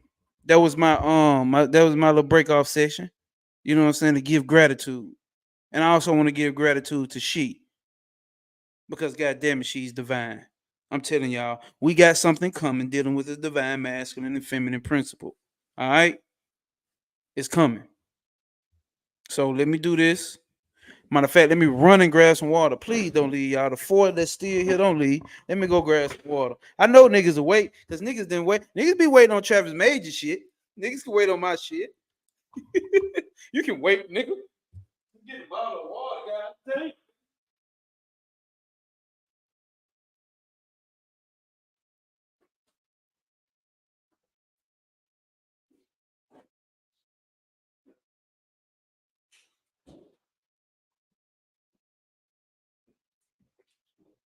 Ain't nothing better than water, y'all.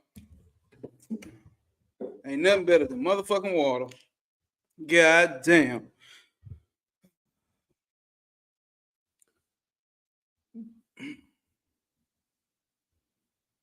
Appreciate you, bro. Appreciate you, bro. Real shit. We gonna wait. Take your time. I love that girl, man. God damn, bro. You just gotta, when you find genuine people, bro, make sure you always genuine to them, man.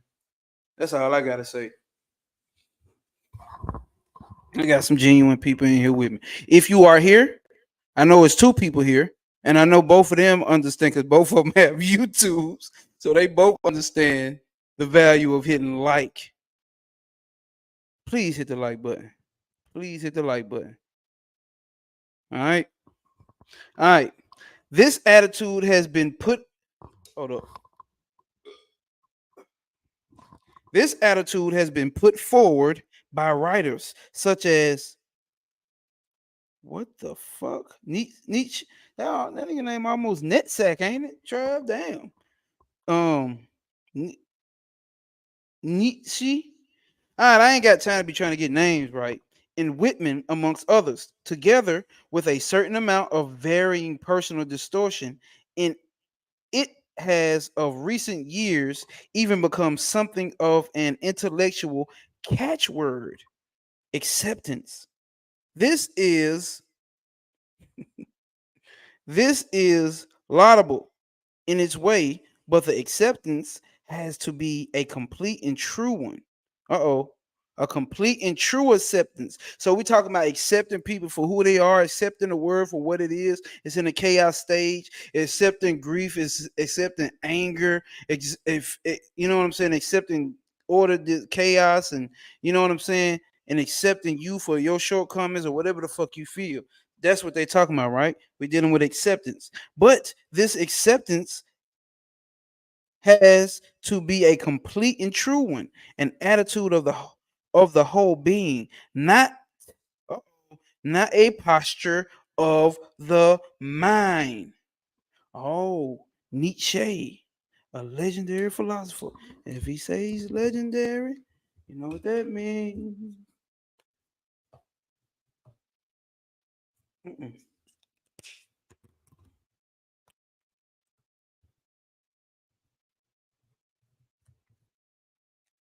Those have to be top names. Top names. Top names. Nietzsche. Okay. Amongst others. Okay, we already did that. This acceptance has to be a complete and true one, an attitude of the world of the whole being, not a posture of the mind. For the initiation to be a real one. So you gotta have acceptance with your whole being, nigga. Do you know what that shit feel like? You accept this, you accept it in your bones. And this is what I'm saying. And I'm not bragging. I'm saying this because the nigga's been through this. See, it comes to this point where you just accept it is what the fuck it is. And like, and I went through that again this year because it says it in here. You can go through you can keep reoccurring this 30-second path. You can keep reoccurring this 30-second path.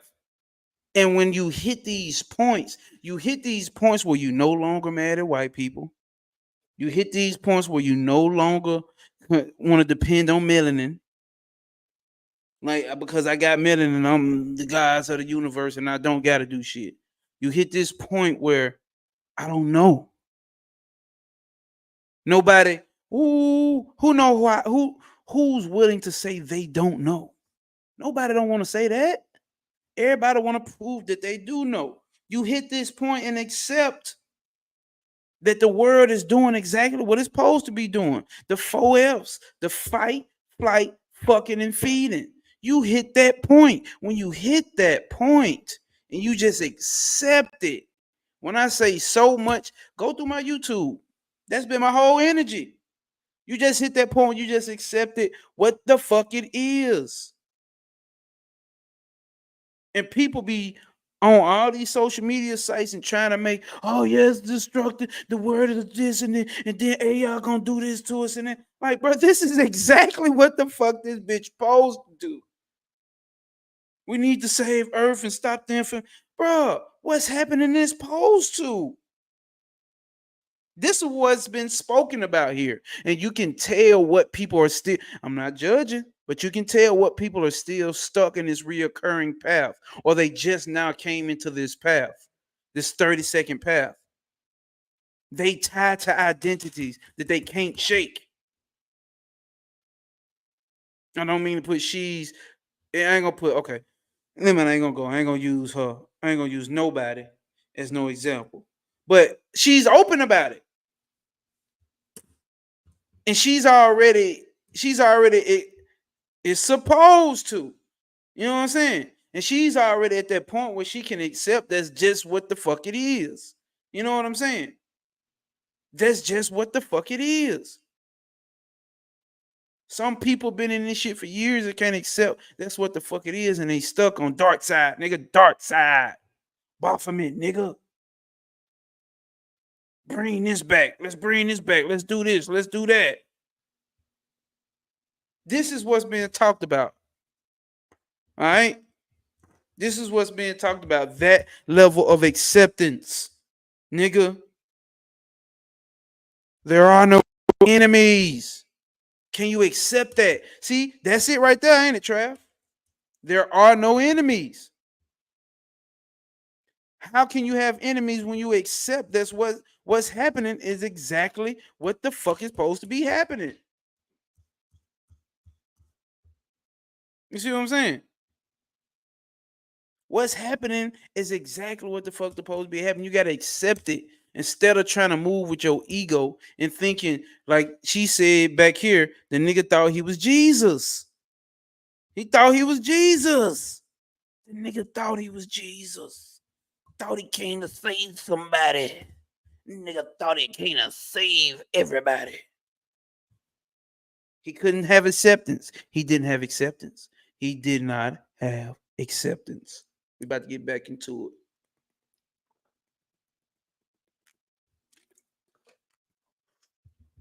Oh yeah, she. And it's a cold shit. It's a nigga. It's niggas who just run with this dark side, dark side, dark side.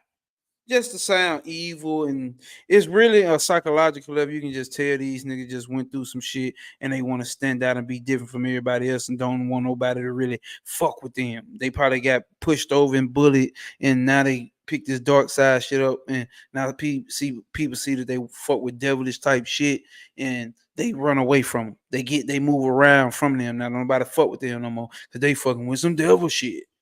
That's what it really be. But that's another story. It was girl too. It was girl too. Uh-huh. She thought she was the feminine. Oh, damn, the feminine Jesus. God damn. The Jesus with the pussy. Y'all know I'm X-rated and R-rated and nothing PG-13 about me. All right. The exemplary way was shown, of course, by our Lord in the Garden of Gethsemane. And he said, Abba. Uh-oh. Uh-oh. Abba. Is that not a name of Keter? Oh, no, that's Hokmah. I think Hokmah's name is Abba. Yeah, that's the soprano father. Hokmah. You described them perfectly. I'm evil now. Hey. All right. What is that? Okay. So, and he said, Abba, Father, all things are possible unto thee. And thee, and hold up, are possible unto thee. Take away this cup from me. Hold up. Take away this cup from me.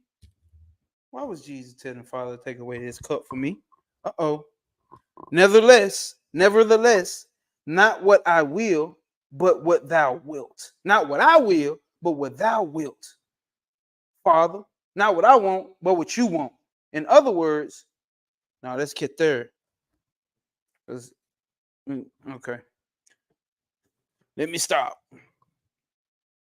In other words, one must be willing to face and go through with one's own crucifixion before the subsequent resurrection and ascension can be achieved. Come on, man. You are Christ. Here. All right. In other words, one must be willing to face and go through one's crucifixion before the subsequent resurrection and ascension can be achieved, and all without fear or attempts to propitiate one's own particular herald, pilot, Caiaphas, or mob, objective or subjective. I can't lie to you. One's own particular herald, pilot, and Caiaphas, or mob, objective or subjective. The symbols, like you need to go through this. You got to go through this crucifixion, man. You got to go into the underworld. You got to go into a personality death. No, like ego death. Ego death ain't no ego death. I just did a video on that, and I'm gonna do ego death part 2 because that's fuck shit and that's a lie because you need your ego. But you go through these versions or what you know what I'm saying. What we just explained. You know what I'm saying. Where you go through acceptance of what it is, and during that part you lose part of yourself or who you was. At least you supposed to. You see what I'm saying? Because you no longer think the same. You no longer view the world the same way. You go through that crucifixion. and without fear or attempts to propagate one's own particular herald. Damn it, I can't look up no words with my goddamn computer or my phone because I'm using both. Motherfucker. But it's good. I think I will understand what it is on an objective level or a subjective level. All right. The symbols attributed to the 30-second path confirm this process. The key to the path is the letter tau. Uh-oh. Damn, give us no picture of it in here. Let's see. Uh-oh. I don't know if y'all can see that close up, but this is the Hebrew level, the tau. And it's also the cross. So you know what the fuck the cross looks like. But the tau looks like one that I forgot what music symbol that is up there. That musical note that is. I know some things, but I don't know everything, goddammit. But the key to the path is the letter tau, meaning a cross. The cross is not only the cross of Calvary, but the equal armed cross and the tau cross. The simple cross of the equal arms is the point. Uh-oh. The simple cross of equal arms is the point. That's a totally different cross than the one you normally see that's like this.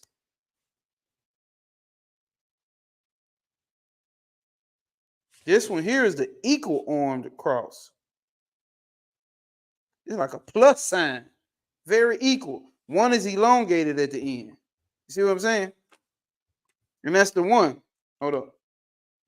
The simple cross of the equal arms is the point, a symbol of spirit and light extended in 4 directions. That's also, damn it, I ain't got no sign of the swastika. Yeah, I'm not walking around with swastikas on me, but this is also the sign and the meaning of the swastika. Why am I not highlighting? What the fuck am I doing? I'm fucking useless here. Fucking useless, bro. Why are you not highlighting? The cross is not only of the cross of Calvary, but the equal arm cross of the tau cross. The simple cross of the equal arms is the point, a symbol of spirit and light extended in 4 directions. Light is light in extension. All right. Light in extension, because the 4-pointed equal cross is a point. Is the point. A symbol of spirit and light extended in 4 directions. So when you see that plus sign, maybe it'd be helpful to think about like, damn, it's light at this middle point and it's extending itself out 4 fucking ways. That's fucking profound. Because I am his Tiffereth. Look, here, uh-oh. Tiffereth is the Christ. And what does it do? I am the light. I am the way. Only way to the Father is through me, is the Father. The only way to the Father is through me.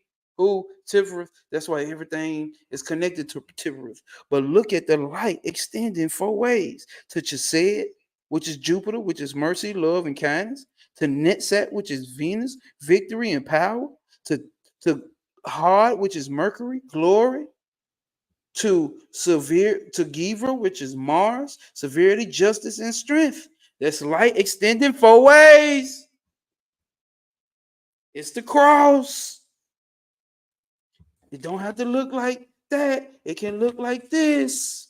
This ain't that what that's showing. It's a cross. Rock out with me. Drop a 100 in there if you see something. Hey, bro, I would have been a fun ass preacher if I was to ever be. I'm like, that nigga is fucked up, but I gotta keep going back to his Sunday service. Speaking of that, we'll have Sunday service again this Sunday. We may be reading again, may not, might just talk some shit. All right. We got a 100. All right, y'all. It is also the cost of the elements. The elements, the 4 elements, that's what we learn here. I'm in Travis Major's elemental spirit class right now as we speak. Each promoter, go to his page, you'll see. Very, very, very breakthrough-y, if that's a word. Breakthroughs. Understanding that these 4 elements rule over patterns in your life. Okay? Understanding that these 4, Benjamin 6. We got somebody new tapped in. Benjamin fucking with it. All right. Now, what's up, Benjamin? Appreciate you coming in, tapping in, man. It's all love over here. Cross of the elements was waiting for you to get to that. Oh, yeah. See, you already got the book in your face. Oh, so this 6 days in. Yo, appreciate you for tapping back in, bro. I forgot that you okay, so you got another page. And that you did have 6, bro, the same way. All right, you tapping in, bro. Appreciate it, man. Appreciate it, Benjamin. But 6 days in. I got a PFP now. Damn, I guess I'm an old nigga, but I do not know what PFP now. PFP mean. Please forgive preference. I don't know. All right, let's get back to it. I'm gonna hopefully drop that comment PFP. Somebody else said something earlier. I'm like, what the fuck does that mean?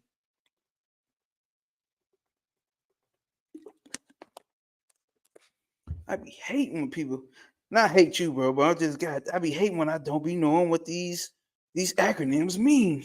I feel like an old motherfucker. Okay, so now in profile, I got a profile pic now. But your name say Benjamin 6 though, bro. It used to say 6 days in, so you changed your name and got a profile pic to showcase this man profile pic. So as we've been taught here, hey, anytime you see the number 4, that's the 4 elements, especially when we talking about the occult. Remember the 4 elements: earth, water, air, fire. But there's always a hidden 5th, which is a kosh or ether, my nigger. It is also the cross of the elements. The elements being a reflection in Mount Kuth of the 4 holy living creatures in Kether, which appear at the corners of the tarot trump of the universe. Dun, dun, dun, dun, dun. There goes she, Miss Tarot. Miss Tarot. Miss Tarot.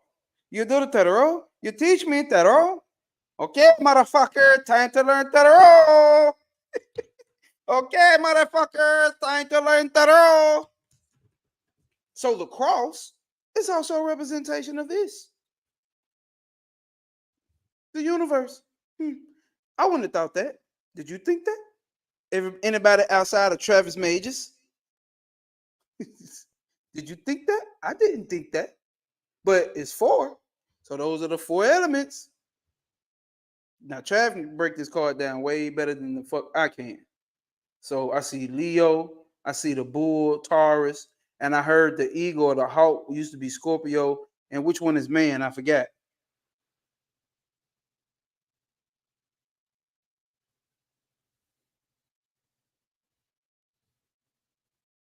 And then you got the woman in the middle. And let's look on the book. And we're looking at the tree of life. Malkuth is at the bottom. Check this out.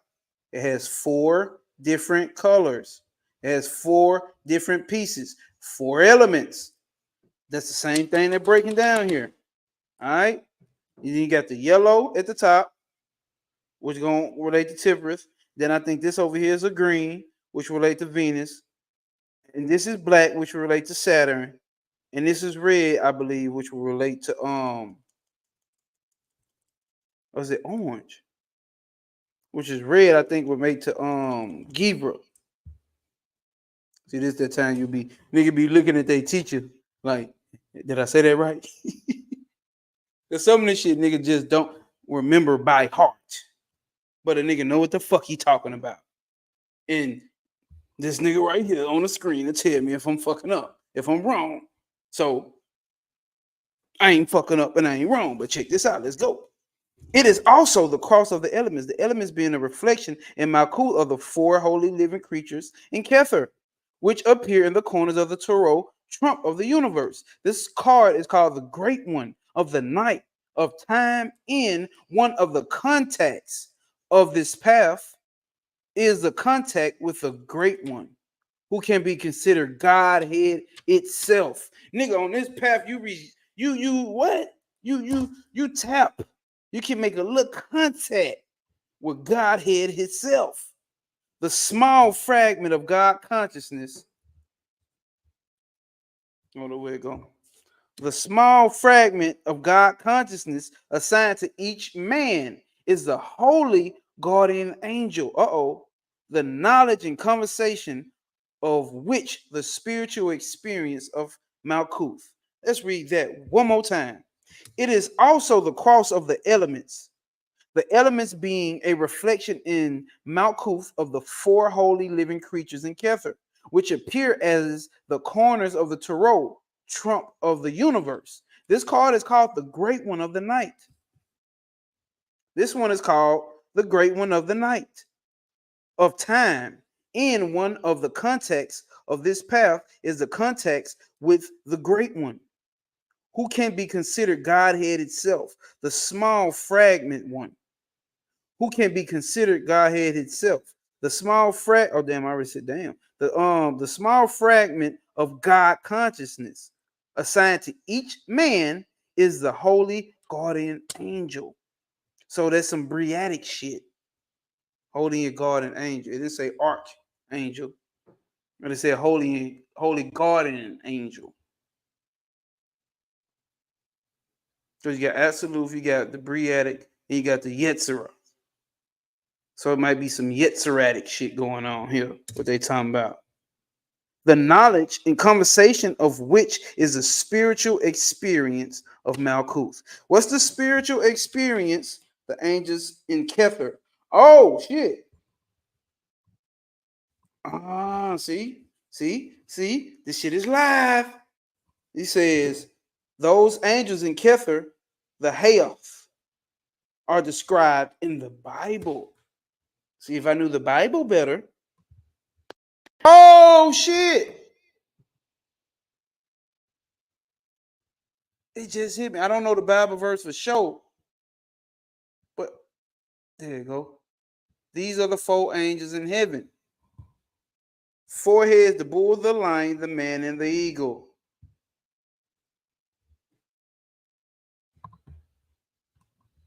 Its feet. Here we go, y'all. Its feet are in Malkuth. The archangel is Sandalphon. Sandalphon is the one that's the archangel over Malkuth that I do remember, which means the sound of running feet with sandals. Damn, I didn't know that.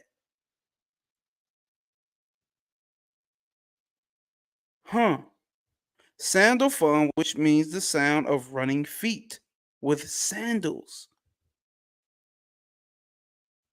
Are y'all paying attention here to what's being put down? And she says she spent 10 years. I know it's a doctrine. And that's it. It all ties in. She knows. And her name is she. So it gets confused when I say she. But she. And she's talking about Christianity. Yes, sir. Okay, we're going to leave this one up right here. See, these angels are kind of like Voltron or a Megazord.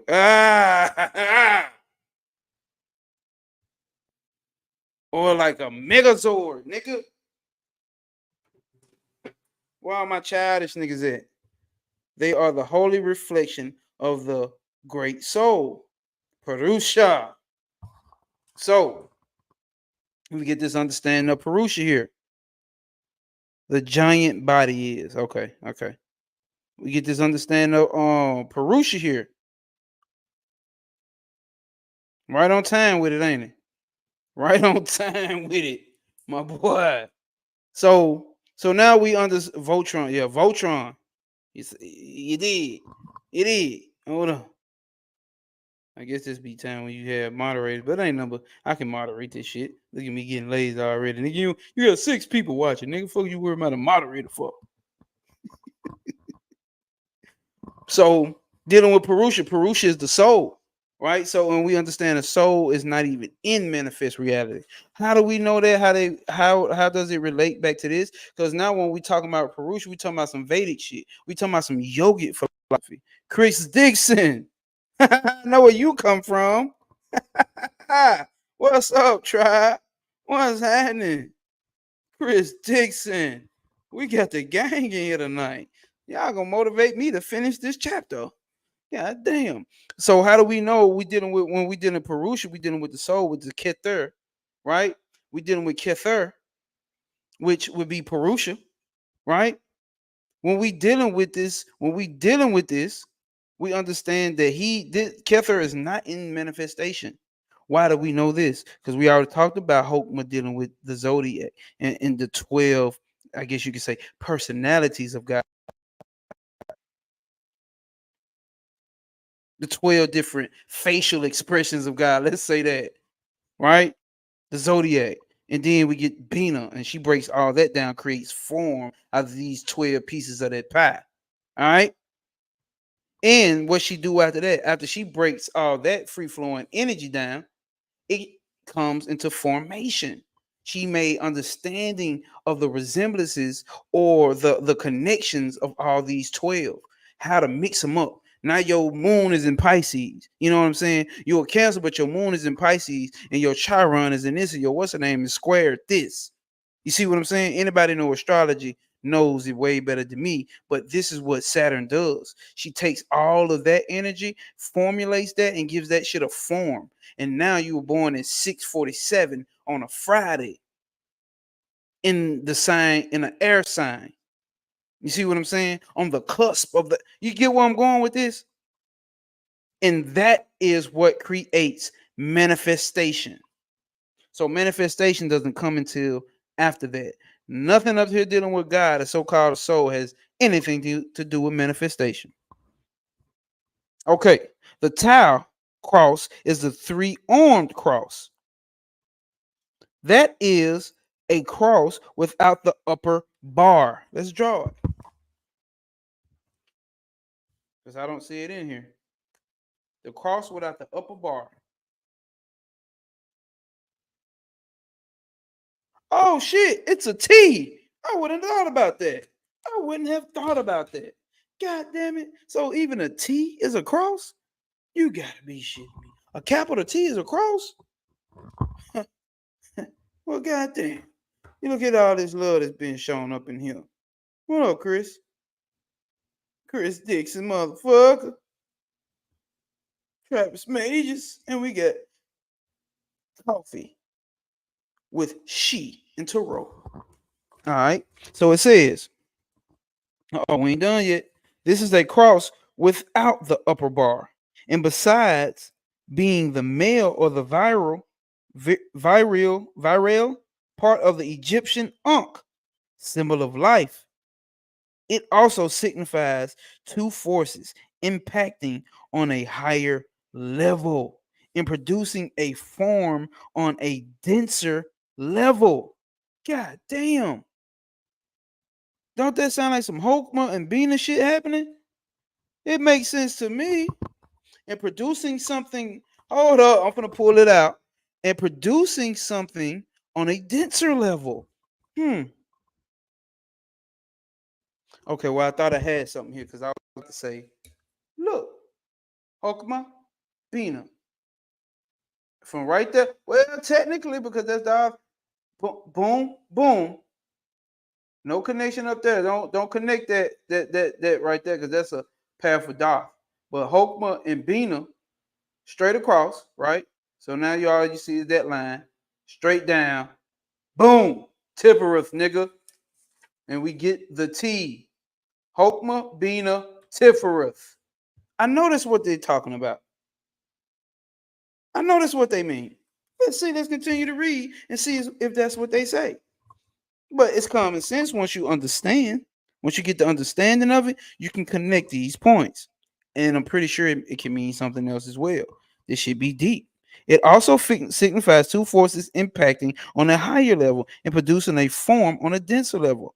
All form is built And hold on, as a spread of the legs. Oh, I didn't see that as well. I could have seen that. I missed that one. As freaky as I am, I missed that. All right. So look at that. Bust it open. But bust that pussy open, and I tell her bring it back. You know, busting it open for that rod. For that rod. The intersection of um matter and spirit, bro. That's the intersection right there. Huh? No, facts, Chris Dixon. So it's very broad and deep for real. So it's like, bro, you can make. That's why I love this shit. That's why I appreciate, bro. You gotta appreciate when you get put up on shit like this, cause it's like, god damn, you can connect this shit to everything. This is a map of the mind of God. You are God, and at the same time, you living in the mind of God. So you can map out everything, every mode of, because each one of these is a mode of consciousness, and inside each one of these is a whole existence. Imagine a whole existence is nothing but glory. Imagine a whole existence is nothing but beauty. But you can't we humans, so we only think of these things as existence with life, with arm, legs, head, breasts, ass, tits, penis. Who says life has to exist like that? Hmm? Hey, bro, y'all silly.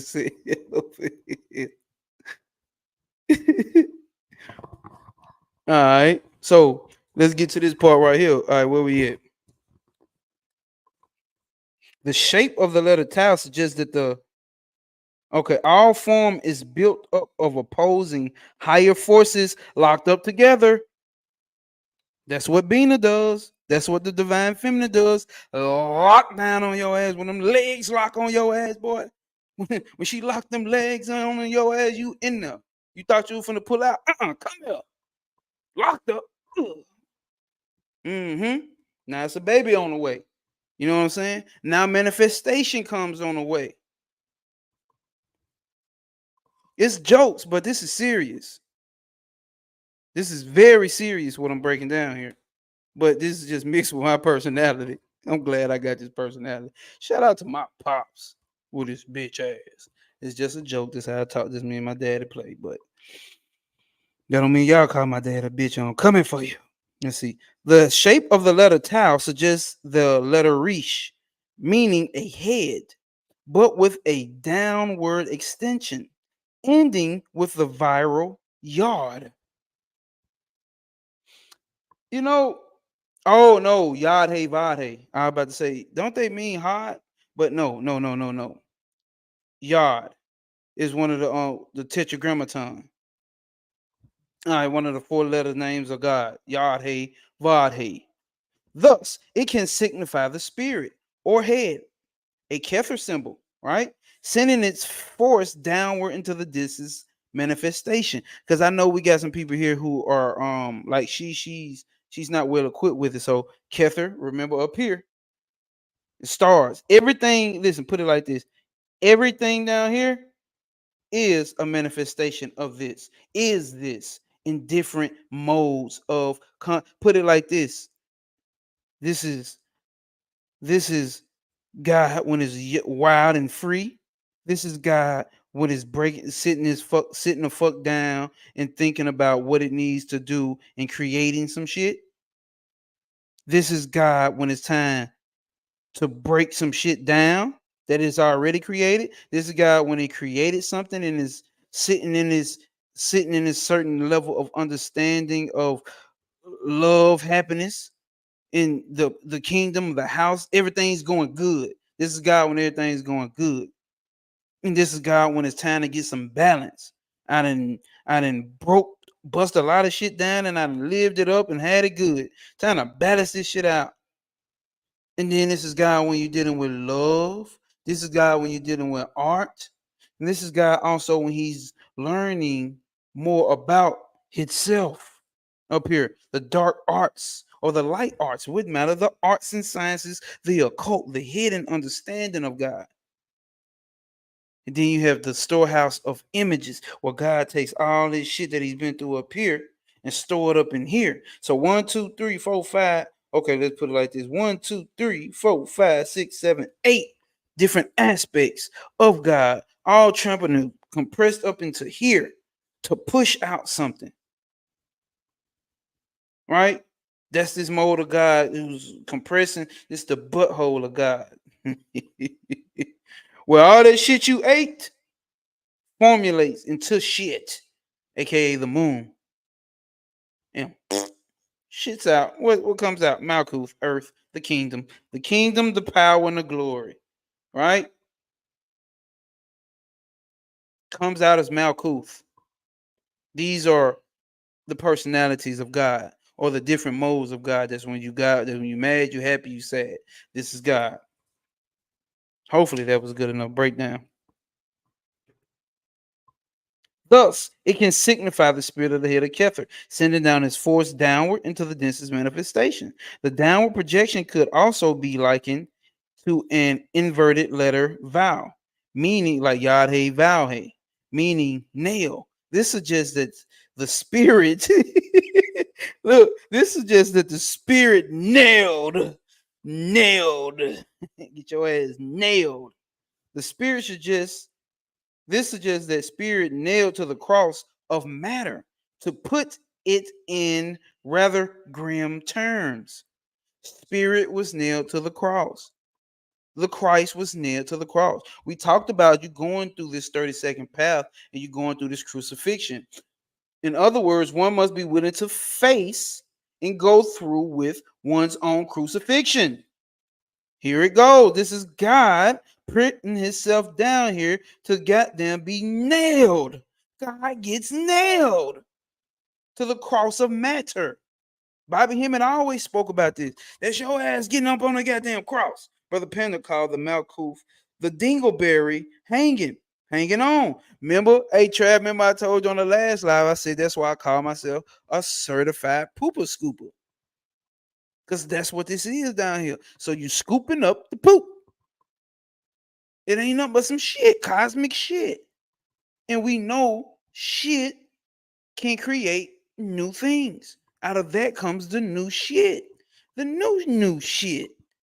They call it new because she rocked the new shit. So certified pooper scoopers is what I call it.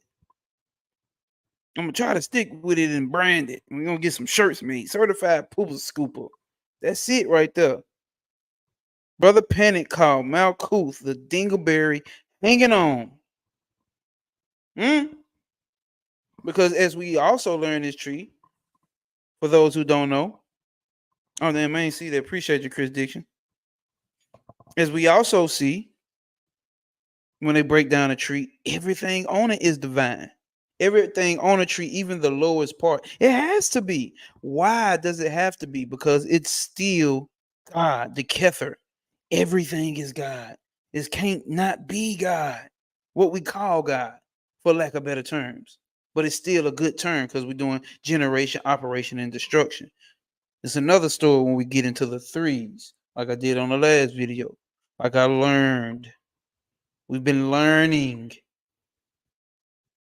the three gunas. Trav. The three gunas. Generator, operator, and destroyer. God. All right. Certified pooper scooper. Let's get to it. The small fragments of God consciousness assigned to each man is the holy guardian angel, the knowledge of the conversation in which the spiritual experience, which is the spiritual experience of Malkuth. Okay, because in his book they break down what's the spiritual experience of each one of these paths and each one of these sephiras. And all these sephiras are, which are the circles, right? The circles are called sephiras. The lines are called the paths, but also there's the trick. The circles themselves, the sephiras themselves, are also paths. Dun, dun, dun, dun. Some real occult shit, some real hidden shit. It is also the cross of the elements. Oh no, we already read that. Okay. the knowledge and conversation of which is a spiritual experiences of Malkuth. The knowledge and the conversation.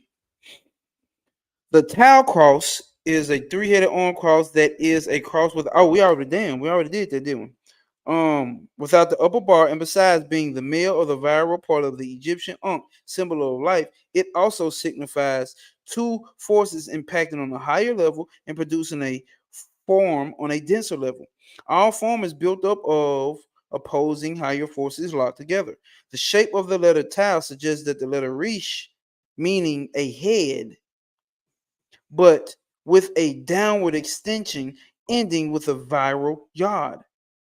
Thus, it can signify the spirit or head, a Kether symbol, sending its force downward into the distance manifestation. The downward projection could also be likened to a inverted letter vowel.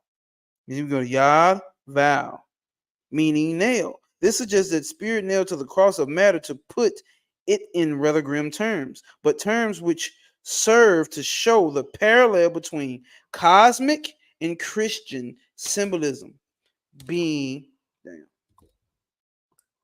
upside down as vow is a symbol of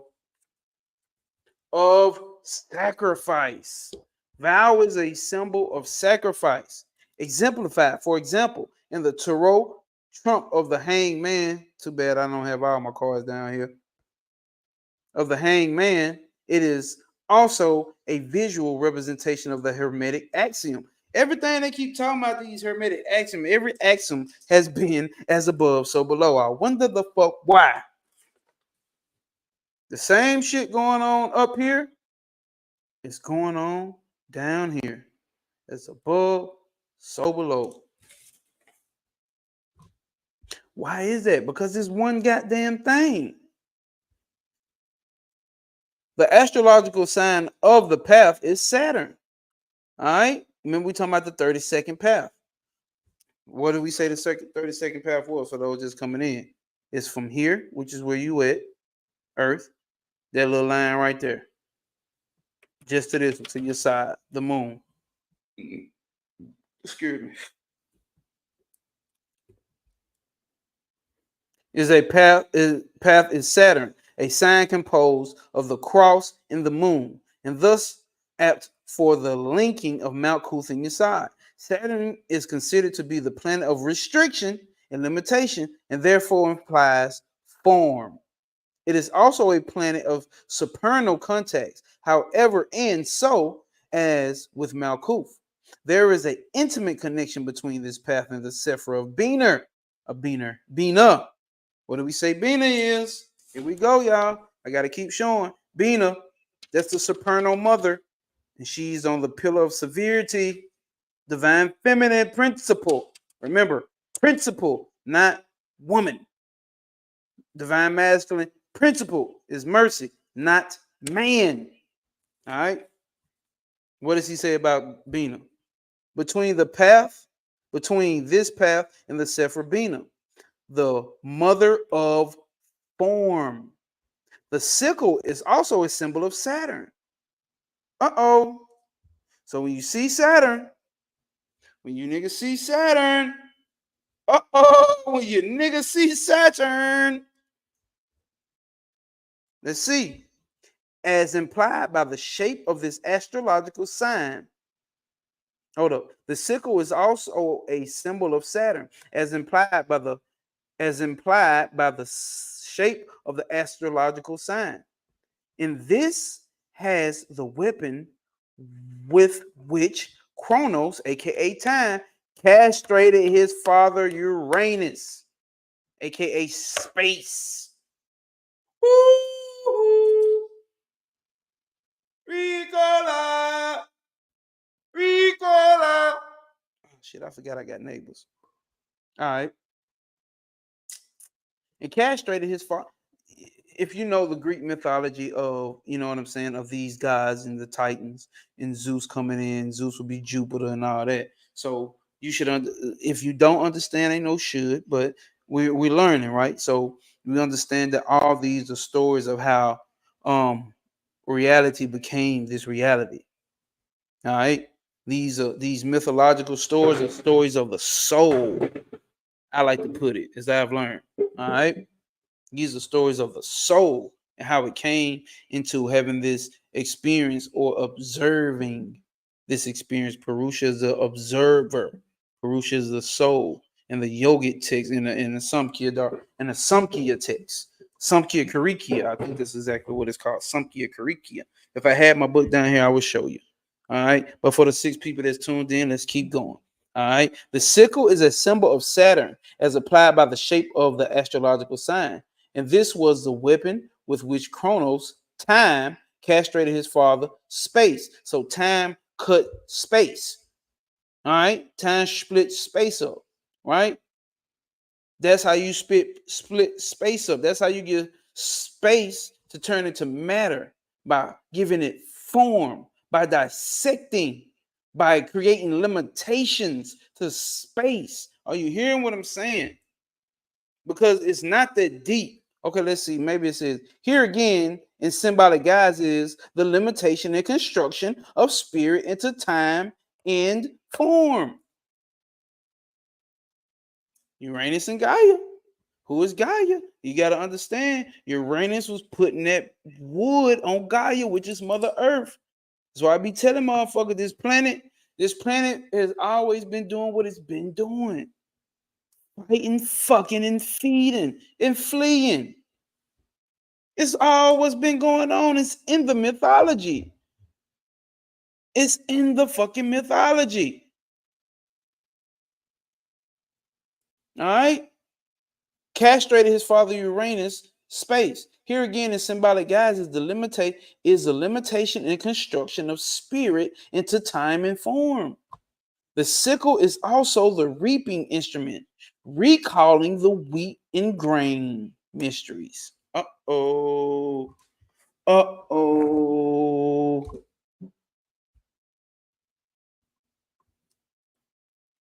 The fact that one's final journey up the 32nd path will be in the process of physical death is emphasized in the fact that the popular figure of death is a skeleton holding a reaping hook.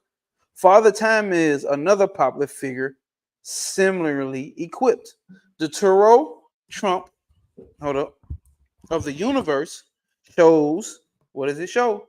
The mating dancing within a framed wreath, usually holding a rod in each hand. Why is the feminine principle holding a rod?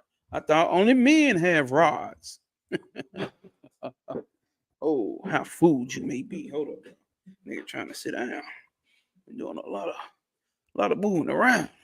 And these 6 people who've been here, hey, if y'all have not hit the like button, please hit the like button. The brother has dedicated 2.5 hours. It was only supposed to be an hour and a half, and we still going. I appreciate the fuck out y'all. Can you please hit that like button? And if you also care enough, if this is good for you, if by at least entertaining, please hit the share button. The Tarot Tump of the universe shows a maiden dancing within a framing wreath, usually holding a rod in each hand, and with images of 4 holy living creatures at the corners of the card. There's a scarf about the mating in the shape of the letter Kef. Damn. See, this is even a fucking letter. This is some occult shit, y'all. This is some occult shit. You know what I'm saying? Like, and this why, like, me and we gonna tap into this because this card is more than what's being explained when your average, you know what I'm saying, when what's being going on with the tarot. It got so much symbolism in it. And this is why, like right here, so when you doing tarot, like, I'm not teaching you shit. I'm just thinking out loud, really. It's like anybody who's doing tarot, it's like, because right now what we're tapping into is this 32nd path on the tree, this path from here to here, right? So it's like, damn, now that you look at this card, it got so, and I'm not sure with tarot what everybody says about when this card shows up, the universe of the world card shows up. You see what I'm saying? Yeah, Manly P. Hall is a motherfucker, bro. Manly P. Hall. And when you're looking at this symbolism, here, right? Hold up. Damn, it's a lot of shit going on. Okay, let me get back and let me finish this, and then I'm going back to the what's the name. When you're looking at this symbolism, bro, it's so much packed into this shit, bro. It's so much packed into this shit. It's so much packed into this shit. And you got in who would have knew that this equates to the 32nd path? A path dealing with Saturn. This doesn't look like anybody's did because everybody knows Saturn has this bad name. All right. But you can see because this circle, this ring right here, that automatically should give if when you understand in the tree of life, right? When you automatically understand in the tree of life, you understand that look at this circle. Saturn with his rings is placing something into something. Then is bindage going on here, bondage being made here. So a form is being made out of this. This person is going through some form of transformation based off 4 principles. Coming out of a cloud, and it's a gray cloud. Hokmah. Tell me if I'm on to something, Trav. Because I know gray, well, I know that's when Hokmah exists in one of the worlds. Okay, so I just called something. Trav just said, hold on, let me read this. Encircle rings. Right, Trav, that's what I'm saying right there.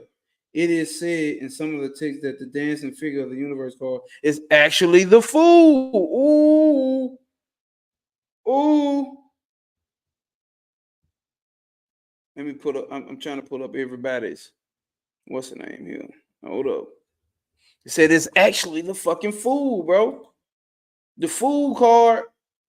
So when you emerge up out of this,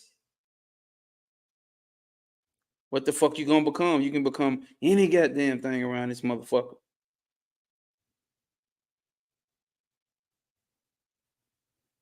The more you know about the code, it enhances what you see. Okay, that's what you were saying. What you see. Oh, okay, bro said, why are the 4 each on the same cloud? Technically, they not. They on different clouds. But see, let's do some occult looking at this right here. Because when you looking at these clouds, these are 4 different. Because this, from my understanding, is a representation to Hokmah. Hokmah is wisdom, bro. Hokmah is wisdom. And when you look at it on a tree, a lot of the times it's gray. But also that gray area can mean that period, that point right in between black and darkness and light. Kether would be the light.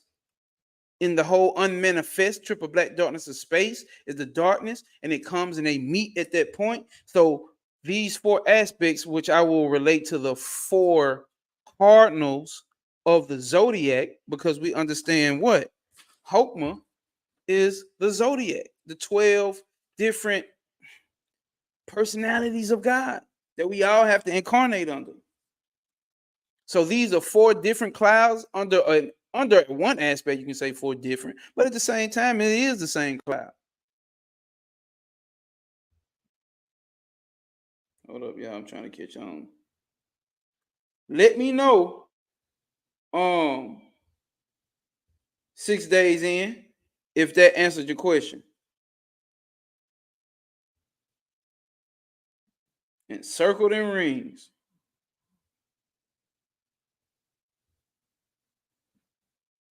And I think you actually came in late, bro. I think we ran through that part of the book. You know, hold up. Because my nigga, he said great examples. Go back. Ain't nothing wrong with going back. We just gotta find it. what page was that what we was looking at? What was breaking down the four corners of the card of the universe?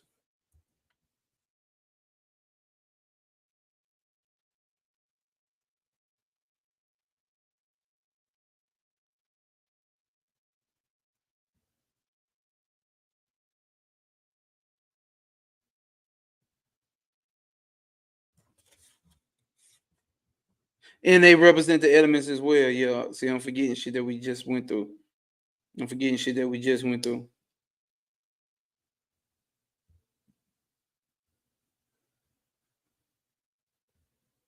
Yeah, they represent the elements as well. Yeah, four elements as well: earth, water, air, fire. Anytime we see the number four, anytime I want to pull up exactly what they said in here, but when I'm speaking specifically on you asking about the clouds, I think we bust down everything else about the car, but all right, y'all.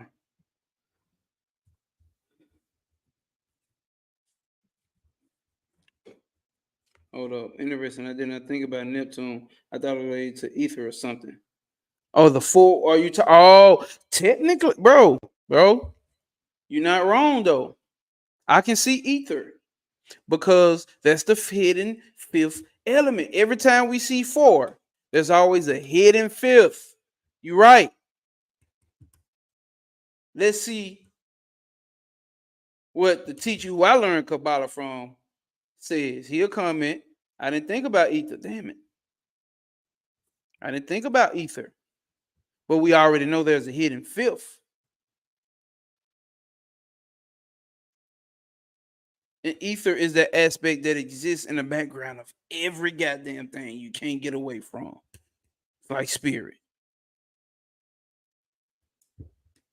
It's the aspect of the unmanifest that we all still exist in pure potentiality.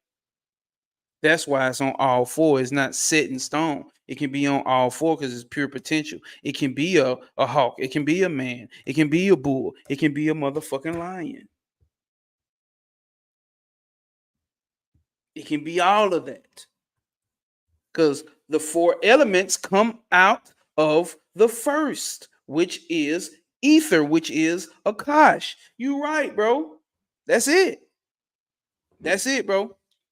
But Neptune, now and I'm gonna say this from the school of thought that I'm learning from. All of these Sephiras are assigned to a planet,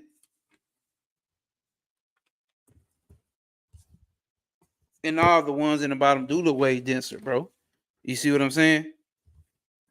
But check this out. The lower they are, the more earthy these signs are.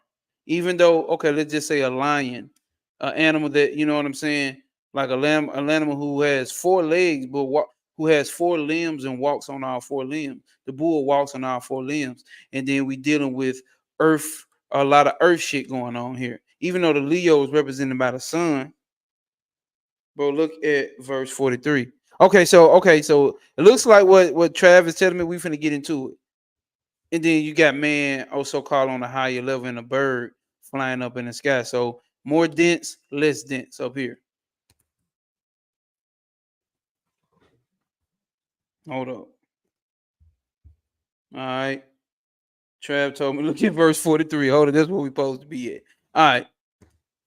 So the fact that one's journey up the 32nd path will be in the process of physical death is emphasized in the fact that the popular figure of death is a skeleton holding a reaping hook.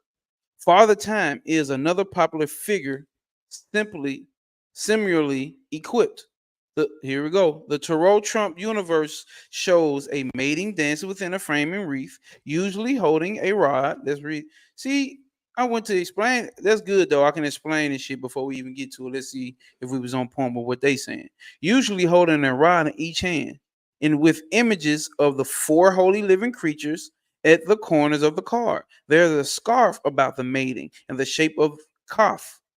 Oh yeah, we read this part. Said to conceal the fact that she has male genitals. Uh-oh. Who is this sheep finna run away? Uh-oh. We still got 6. We still got 6. Okay. We still rocking with it. To conceal the fact that she has male genitals. We finna get into some divine masculine and feminine principle. All right. And the end is thus really hermaphroditic. Traditionally, the letter kef means the palm of the hand, which, according to the chiromancers, reveals character as well as past and future. Its full implications are perhaps the best elicited by meditation upon the 21st path and its other attributions, of which kaf is a Hebrew letter. So, look at what we're looking at now. I don't know what the fuck is going on, y'all. Okay, y'all still here. Am I breaking up or something? Let me know, y'all. Somebody drop something if I'm breaking up. Chris say he's still here.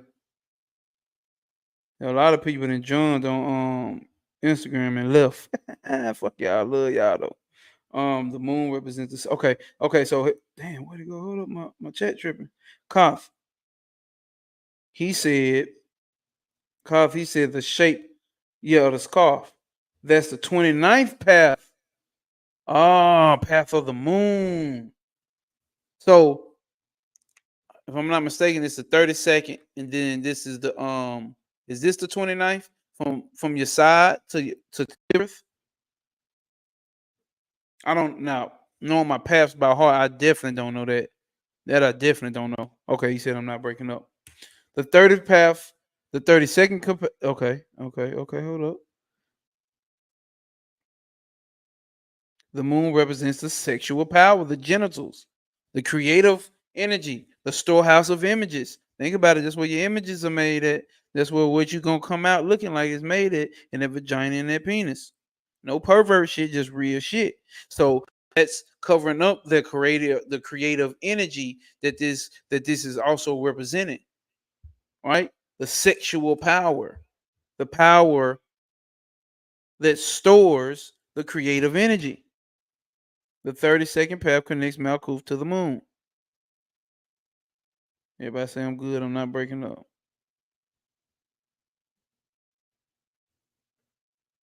The 29th path. Oh, from Malkuth to Netzach. Oh, this is the 29th. Hold up. What did they say? Oh, no, you was telling me about the 29th. I thought they said something. That's calf is the shape of the scarf. That's the 29th path. So, okay. So even within the 32nd path, there's a connection being made with Nitzak.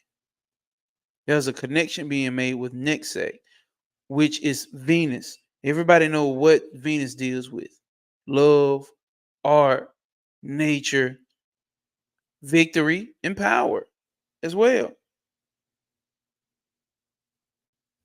And what did we just say you go through once you come up out of this 37 path, 32nd path, right? If you go through and you stay in your 10, what you come back out of, you come back emerge something new and power. The depth of the symbology is crazy work. No, facts. Bro, you can forever be pulling this shit up out of it, bro.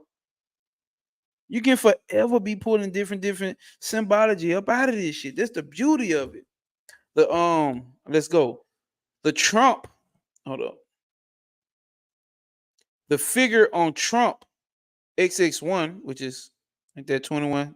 Don't be laughing at me, y'all. I think that's 21 though. Can be considered to be a symbol of the soul as feminine or the spirit. Spirit, look, as androgynous. The androgynon can be referred to the machinery of the universe. Hold up. Hold up as androgyny. The androgyny can be referred to the machinery of the universe of your side.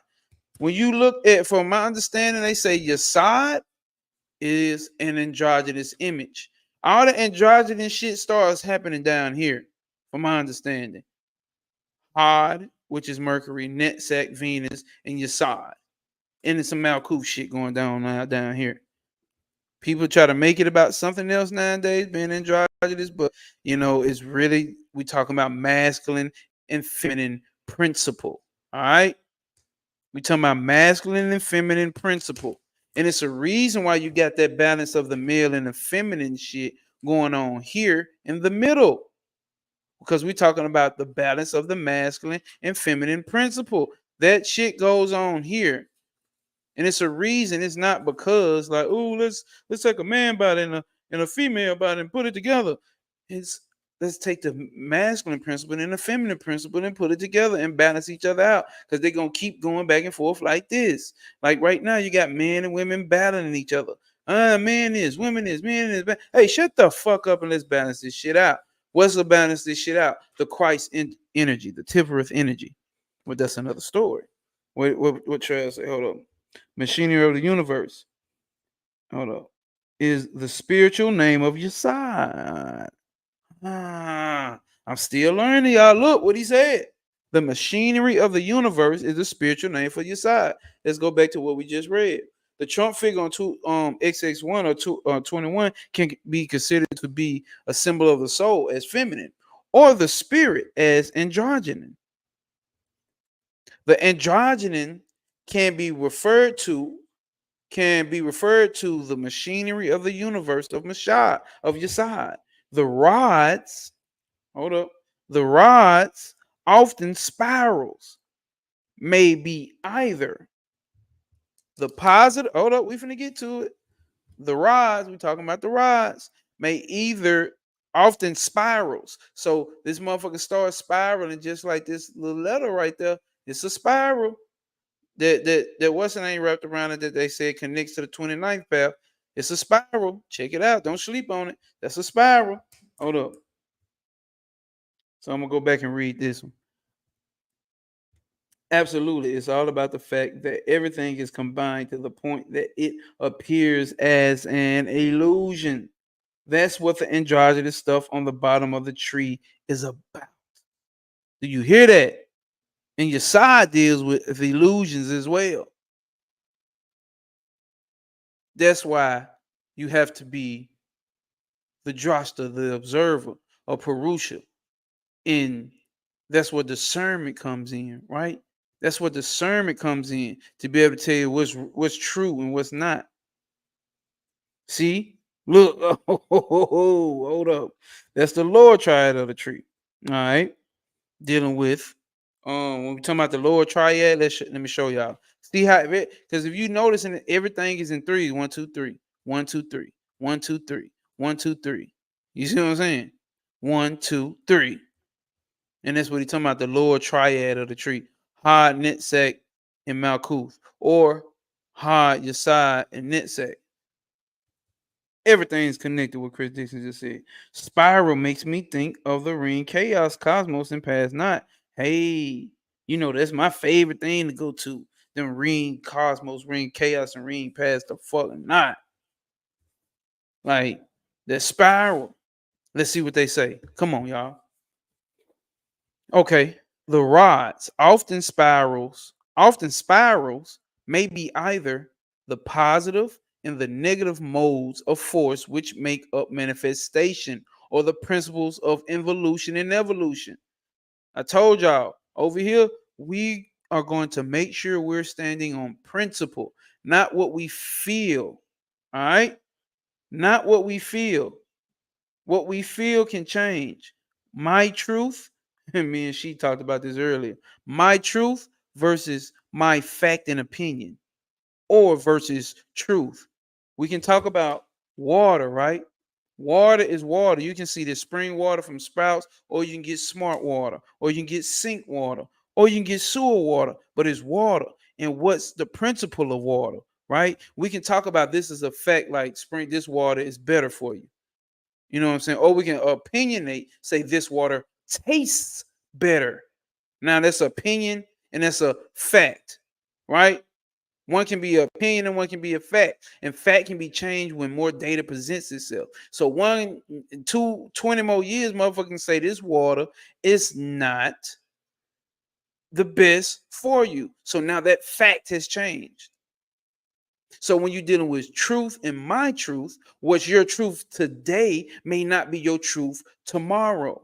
Or you're stagnant if you still have the same fucking truths. So it may be better to say my facts than to say my truth, because the truth is the principle is that this is water. What's the principle of the underlying? What's the underlying principle of water? H2O on the molecular level. H2O is water. I don't give a fuck how you make it. Truth in my truth. Let's see. Take we get to some we get into some shit that I like to hear. How all this shit connects. Manifestation of the principle of involution and evolution. In brief, the card may be said to represent the spirit taken on form. I missed a lot of shit to highlight. So spirit then took on form. Okay. In the frame of the manifest universe. In Eastern terms, what's that? Shiva dancing. We got Shiva dancing. Oh, you got my. Hey, you see what my man said? Might need to read it soon, beloved. Might need to read it soon, beloved. The Yetzeretic text of the 32nd path, which describes it as the administrative intelligence. See, that's what I'm talking about, man. You see what I'm saying? Like, I've been learning from a guy that my guy put me on to, dealing with a lot of marketing. And I posted a video earlier from, and they talked about him and Myron Goldman talked about collaboration. Beloved. Collaboration. Literally, there are no enemies. It's only collaboration. You can collab. I'm finna run through a whole thing that he broke down, but like it's not. Cause how many more pages we got? Oh, we almost done, y'all. We almost done. We can chit chat. Hold up. The Yetzeretic text of the 32nd path, which describes it as the administrative intelligence. Damn, this is the administrative intelligence. Indicates that spirit should be in control of the whole of the 7 vehicles of man. Represented by the planets. These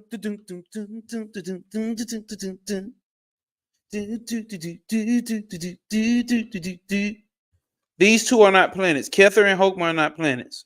Planets don't start until you get to Saturn. Saturn, all manifestation comes out of 7. 1, 2, 3, 4, 5, 6, 7. Well, 8.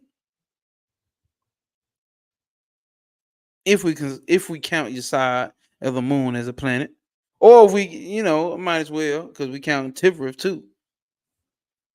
So it says the administrative period, intelligence indicate that the spirit should be in control of the whole of the 7 vehicles of man, represented by the planets. In etheric and physical terms, these have their analogs in the chakras and the endocrine glands. Listen, it goes from the highest as above, so below, nigga.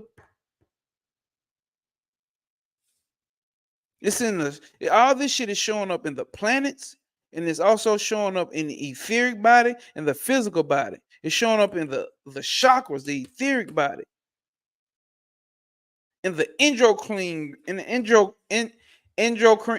endocrine glands. God damn, help me, Jesus, Lord Jesus,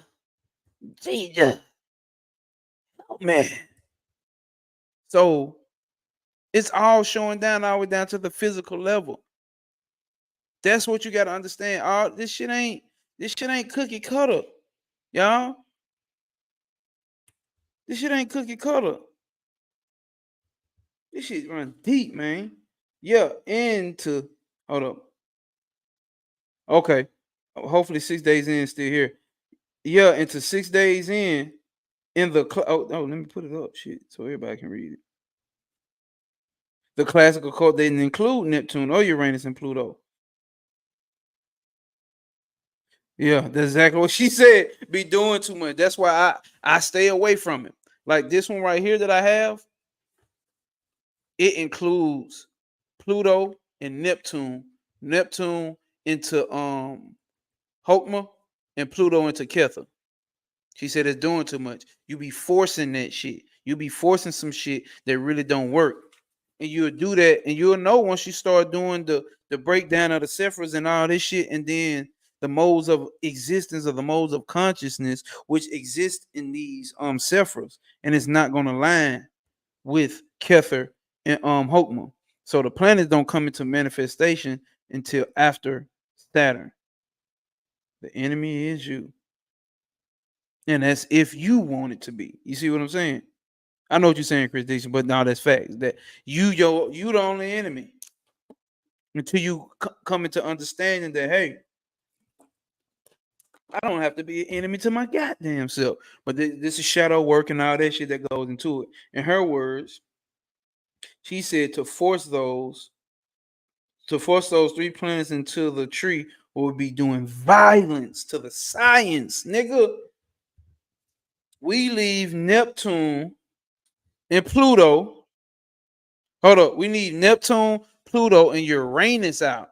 See, they tried to make Doth Uranus.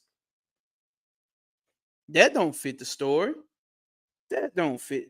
That's doing damage to the vibe. That's doing violence to the tree, to this science. Because this is a science, y'all.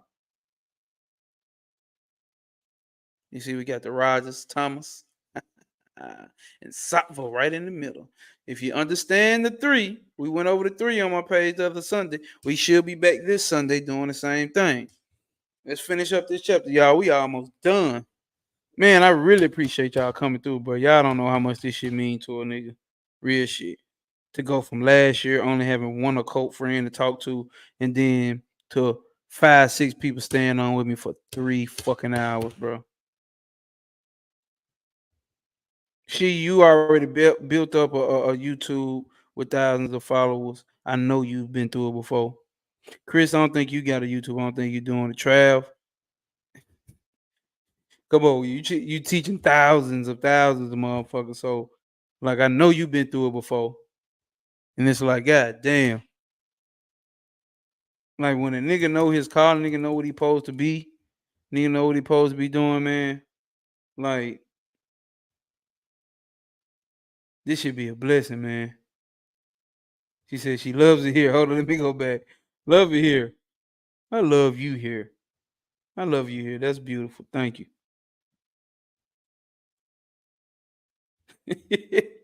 Hey, when you always getting watched for a change, your ass want to watch somebody now. That's what I'm talking about. God damn it, I'm grateful that you're watching me, brother. And you also chipping in and adding value. You know what I'm saying? You also adding value.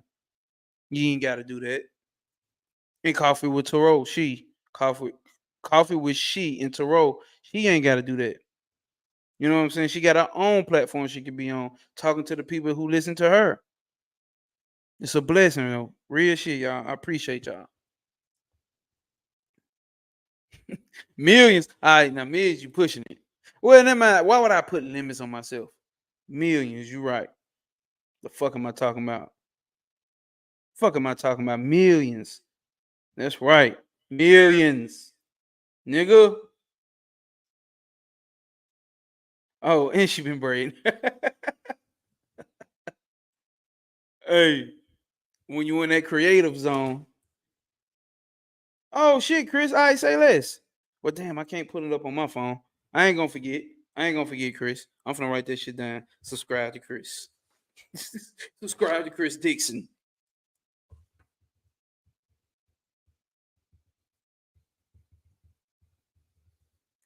Come on now.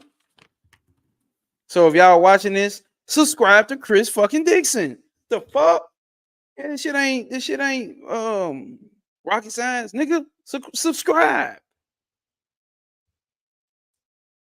We have analyzed the path at some great length with reference to Greek mythology, but there are parallels in other pantheons which could equally well be explored. So if you want to, you can go to the Isis Osiris or the Aset and Asar and Heru or Horus. Go on over there because that's what you like. That's what a lot of other people like. And I ain't mad at it, but you're gonna see the same because we stand on principle. It's the same thing.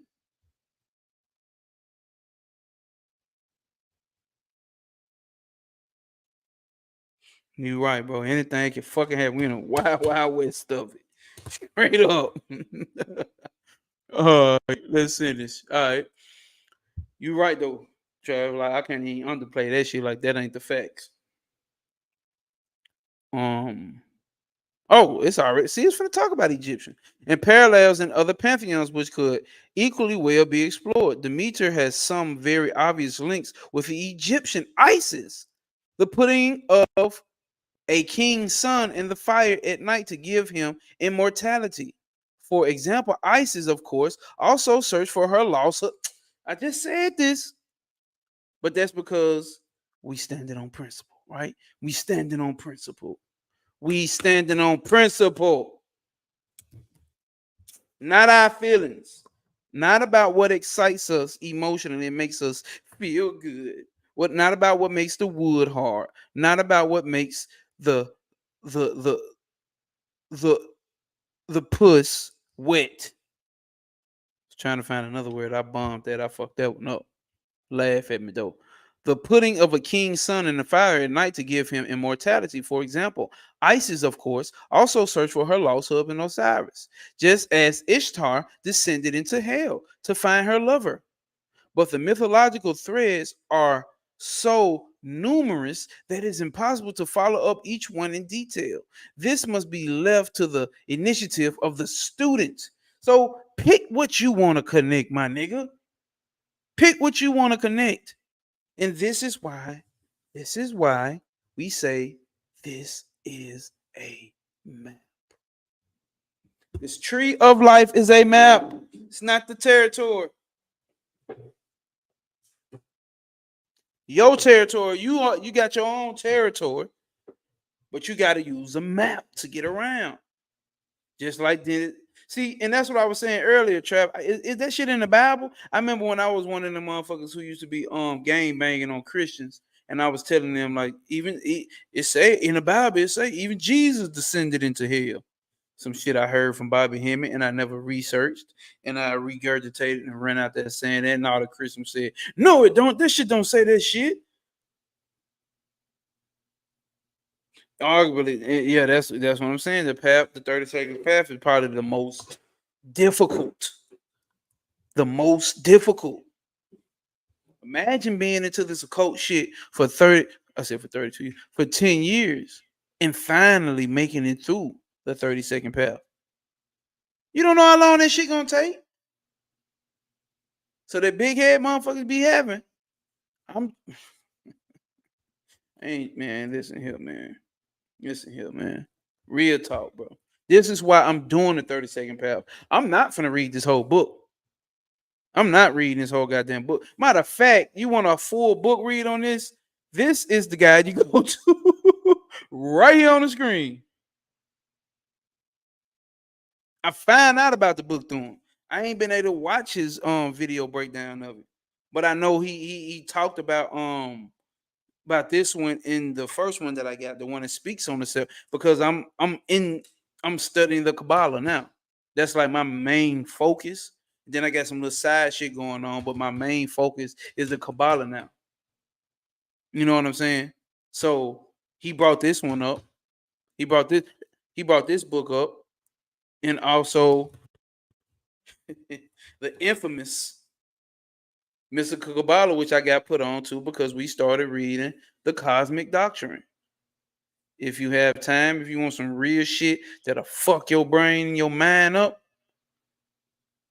go and watch his book, Read on Cosmic Doctrine, by the same artist. I said same. Well, she is an artist by the same author.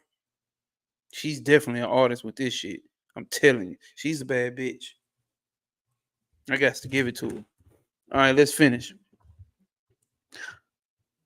But the mythological threads are so numerous that it is impossible to follow up with each one in detail. Thus, this must be left to the initiative of the student. But once the general principles of the past, listen, man, I gotta highlight because we stand on principle. This must be left to the initiative of the. I didn't mean to go that far. General principles of the past are realized, it becomes relatively easy to follow the traditions of mythology and folklore that relate to it. Come on, man. We're not just talking shit. Like I told you, this is my first time reading this book. And when I stopped the live the other day, I didn't go continue reading. I've never read this book, but it's understanding principles. When you understand, Bina, when you understand, once you get a lot of information, you can weave it together and make a form out of it. It's a divine feminine principle. Remember that. That's a principle. You'll always be able to see a divine feminine principle taking place. That way, you will never just say a woman is the divine feminine purely, solely, only, and a man is the divine masculine purely, solely, only. That doesn't make sense. There has to be a mixture of it that's happening down here. This is why we come with these androgynous, which is why the female breast with the male genitals hidden, because it's a masculine and feminine principle. It's a masculine principle too, but it's hidden. Y'all catching what I'm saying? It's hidden. So only those who are able to understand. Listen, only those who are able to understand will be able to see the hidden things that's put directly in your face. So I guess I can't be mad at everybody using the divine masculine and feminine in that aspect. I'm not mad, but I want to bring light to principle. We standing on principle. All right.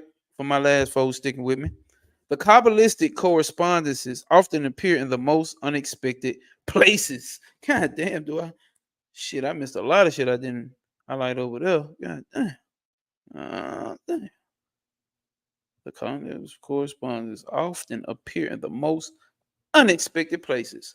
There is, for instance, the great Maro dance of the Indonesian archipelago, where the divine maiden Hanwali Hanuel is depicted descending into the earth at the ninth of 9 sacred dance places.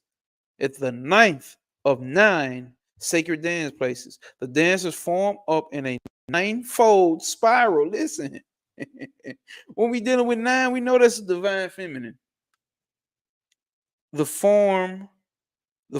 dancers form up in the ninefold spiral about a maiden standing by a deep hole in the ground. By standing by a deep hole in the ground. The dance commences and the dancers form a I can't never say this word. Labyrinth. Labyrinthine.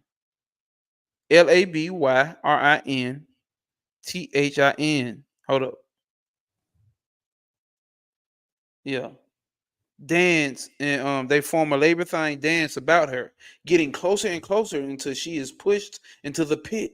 Then the loud, scared chanting that drowns the maiden's cries. The earth is heaped upon her and stamped down firmly with the dancing feet. A full account of this dance is labyrinth. Labyrinth.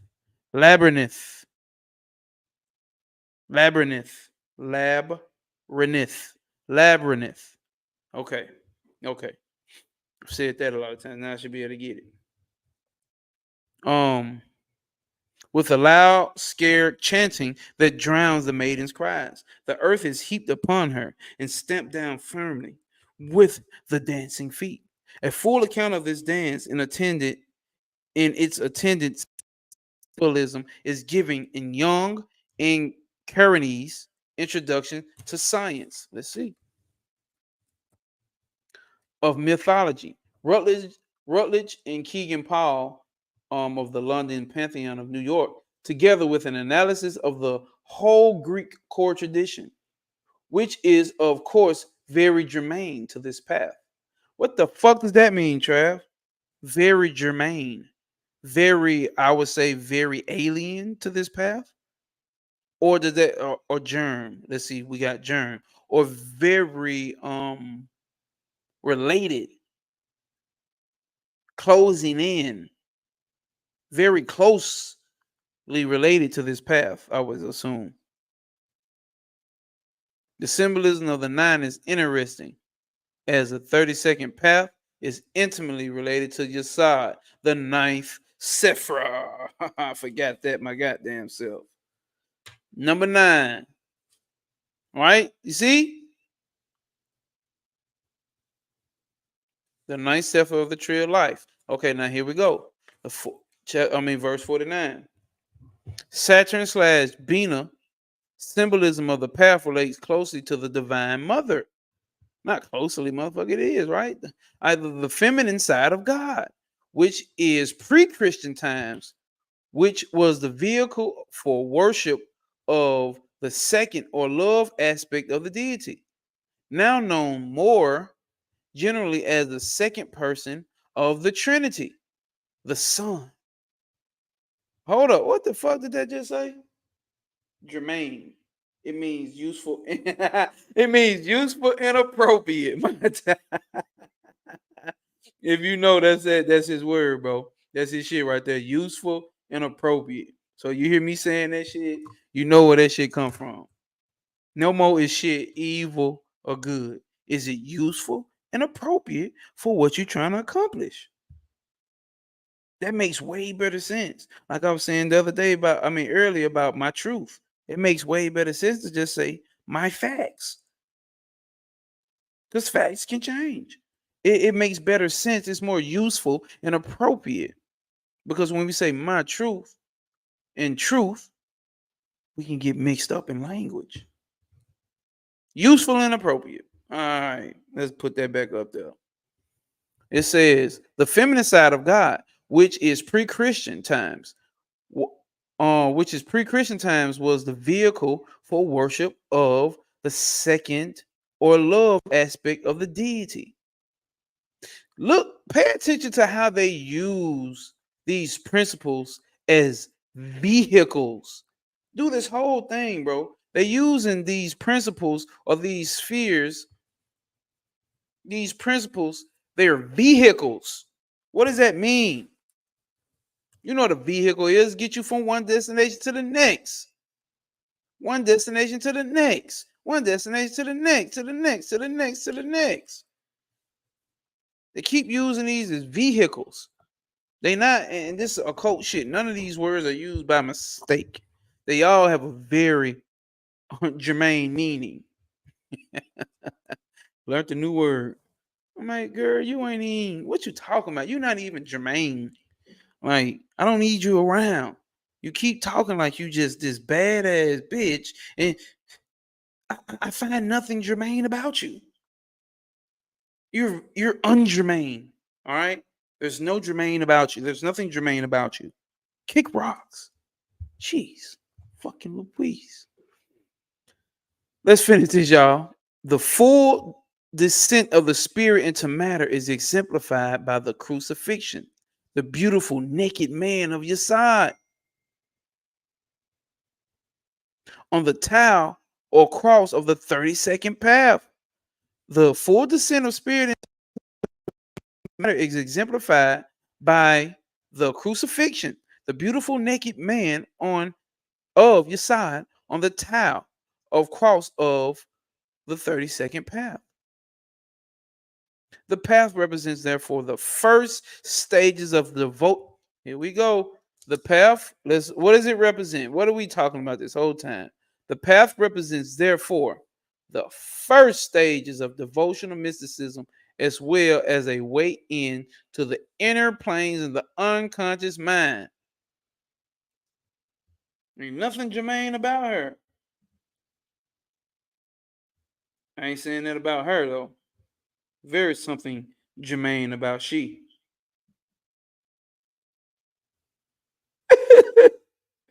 Hey, Trav, ain't nothing germane about her.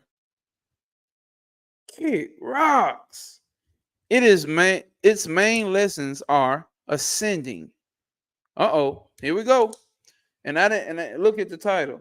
The 32nd path to ascension. I just got creative with the shit because I know you coming from Mount Coop going up, that's ascending. All right, okay. I won't start nothing. Its its its main lessons are, let's go. Its main lessons are ascending, the existence of the causality of things on a higher or deeper level than the physical world, and descending, the acceptance of the distance form limitation by spirit. Summoned up well in Thomas Kempis' imitation of Christ. If it be thy, hold up. If it be thy will, I shall be in the darkness, beloved thou. Be blessed be thou. And if thy will, I should be in light. Be thou again blessed. If thou vouchsafe to comfort me, be thou blessed. And if thou wilt have me afflicted, be thou everly equally blessed. Damn.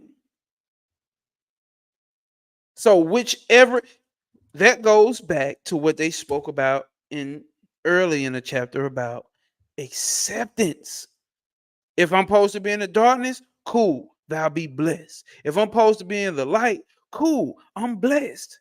If I'm supposed to be in safe and comfort, if I'm supposed to be safe and in comfortability, be thou blessed. And if I be afflicted, be thou ever equally blessed. Either way it go. That's why my terminology is this right here. Let's go. I'm gonna go to it. Let me pull my camera up because we done reading. All right. Let me pull my camera up so y'all can see the kid. It's over, y'all. God damn it. Check this out though.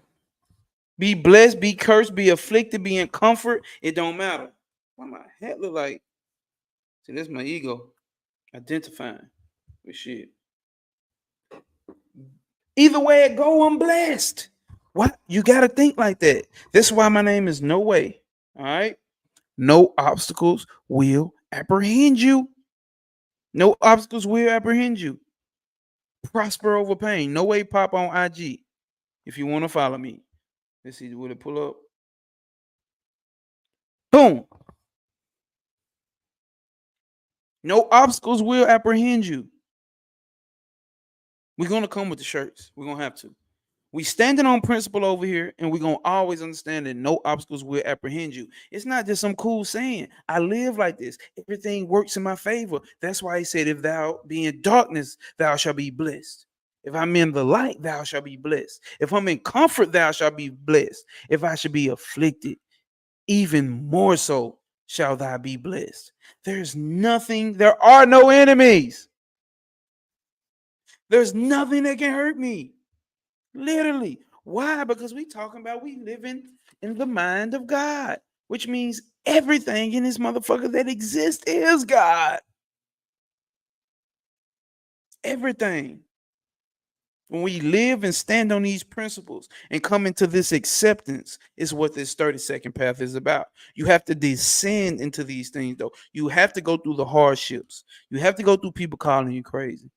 You have to go through not understanding why you've been lied to. You have to go through being mad. They did this, they did that. My mama didn't teach me that. You have to go through this. But you have to emerge eventually. And you will emerge. You when you emerge and get ready to move up out of this bitch, it's through acceptance. Acceptance of what? That the word is chaotic. That's just what the fuck it is. You see what I'm saying? That everything on this planet feeds, fucks, fights, and flees. That's just what it is. That's just what it is. This is submission. When we was on Trap Page, I'm talking about like, bro, love is submission. Love is synonymous with God. Tell me about your past relationship. I can tell you about your relationship with God, including me, nigga. This don't make me like, oh, because I can tell you about yours don't mean I can't be told about mine. You see what I'm saying? That ain't how we rocking over here. We stand on principle. So anybody can get a straightening. You know what I'm saying? Anybody can get a straightening. So it's like, once you understand this, that we exist in the mind, it is what it is. Everything is, as it should be, and as it ever gonna be. Whatever will be, can be, shall be, and could be. Just for the fact that it can be, it will be, my nigga. That's why we going through what we going through. That's why none of that shit is taken personally no more. Do you know how good that shit feels to take none of that outside world shit personal no more? I don't over identify with it. I don't over identify with materialism, with materials. This shit I'm doing right here brings me happiness, bro. 5 people. I'm happy. You can't look at the energy a nigga got. Nigga, I'm supposed to be sleep. It's 12. I'm finna, but it's 12. Uh-oh. Got you, Trav. I got my own shit. Now you do your 11. Nigga, I got 12. 12. Let me drop that in the comment. Somebody drop 12 in the comment. It's 12 where I'm at. That's why. In Central Standard Time. It's 12.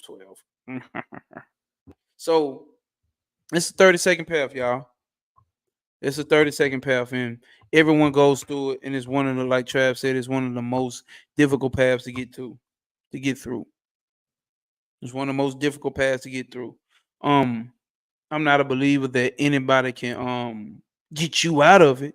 But I think like people like people like Travis Majors, putting out content and people who have gone through, and have a different degree of understanding versus somebody who just came in, or somebody who won't see. The thing is, some people don't want to take advice from people, acceptance from people. Damn, they took that whole camera up out of. Oh, my phone went dead. Guess we don't need it no more. Guess we done reading. But you know what I'm saying? People assist, man. People assist you, man. People walk with you, bro. You got to do the own thing on your own, but people can give you where they took wrong turns at and cut out a whole bunch of wasted time. That's why I want to say shout out to Bobby Hemmett. More power to Pippin Won't He Will, aka Brother Panic. Long live Brother Pan. And we're gonna shout out my nigga Travis Majors. We're gonna shout out Brother Phil Valentine. You know what I'm saying? Everything worked. Yeah, perfect timing, straight up, Trav.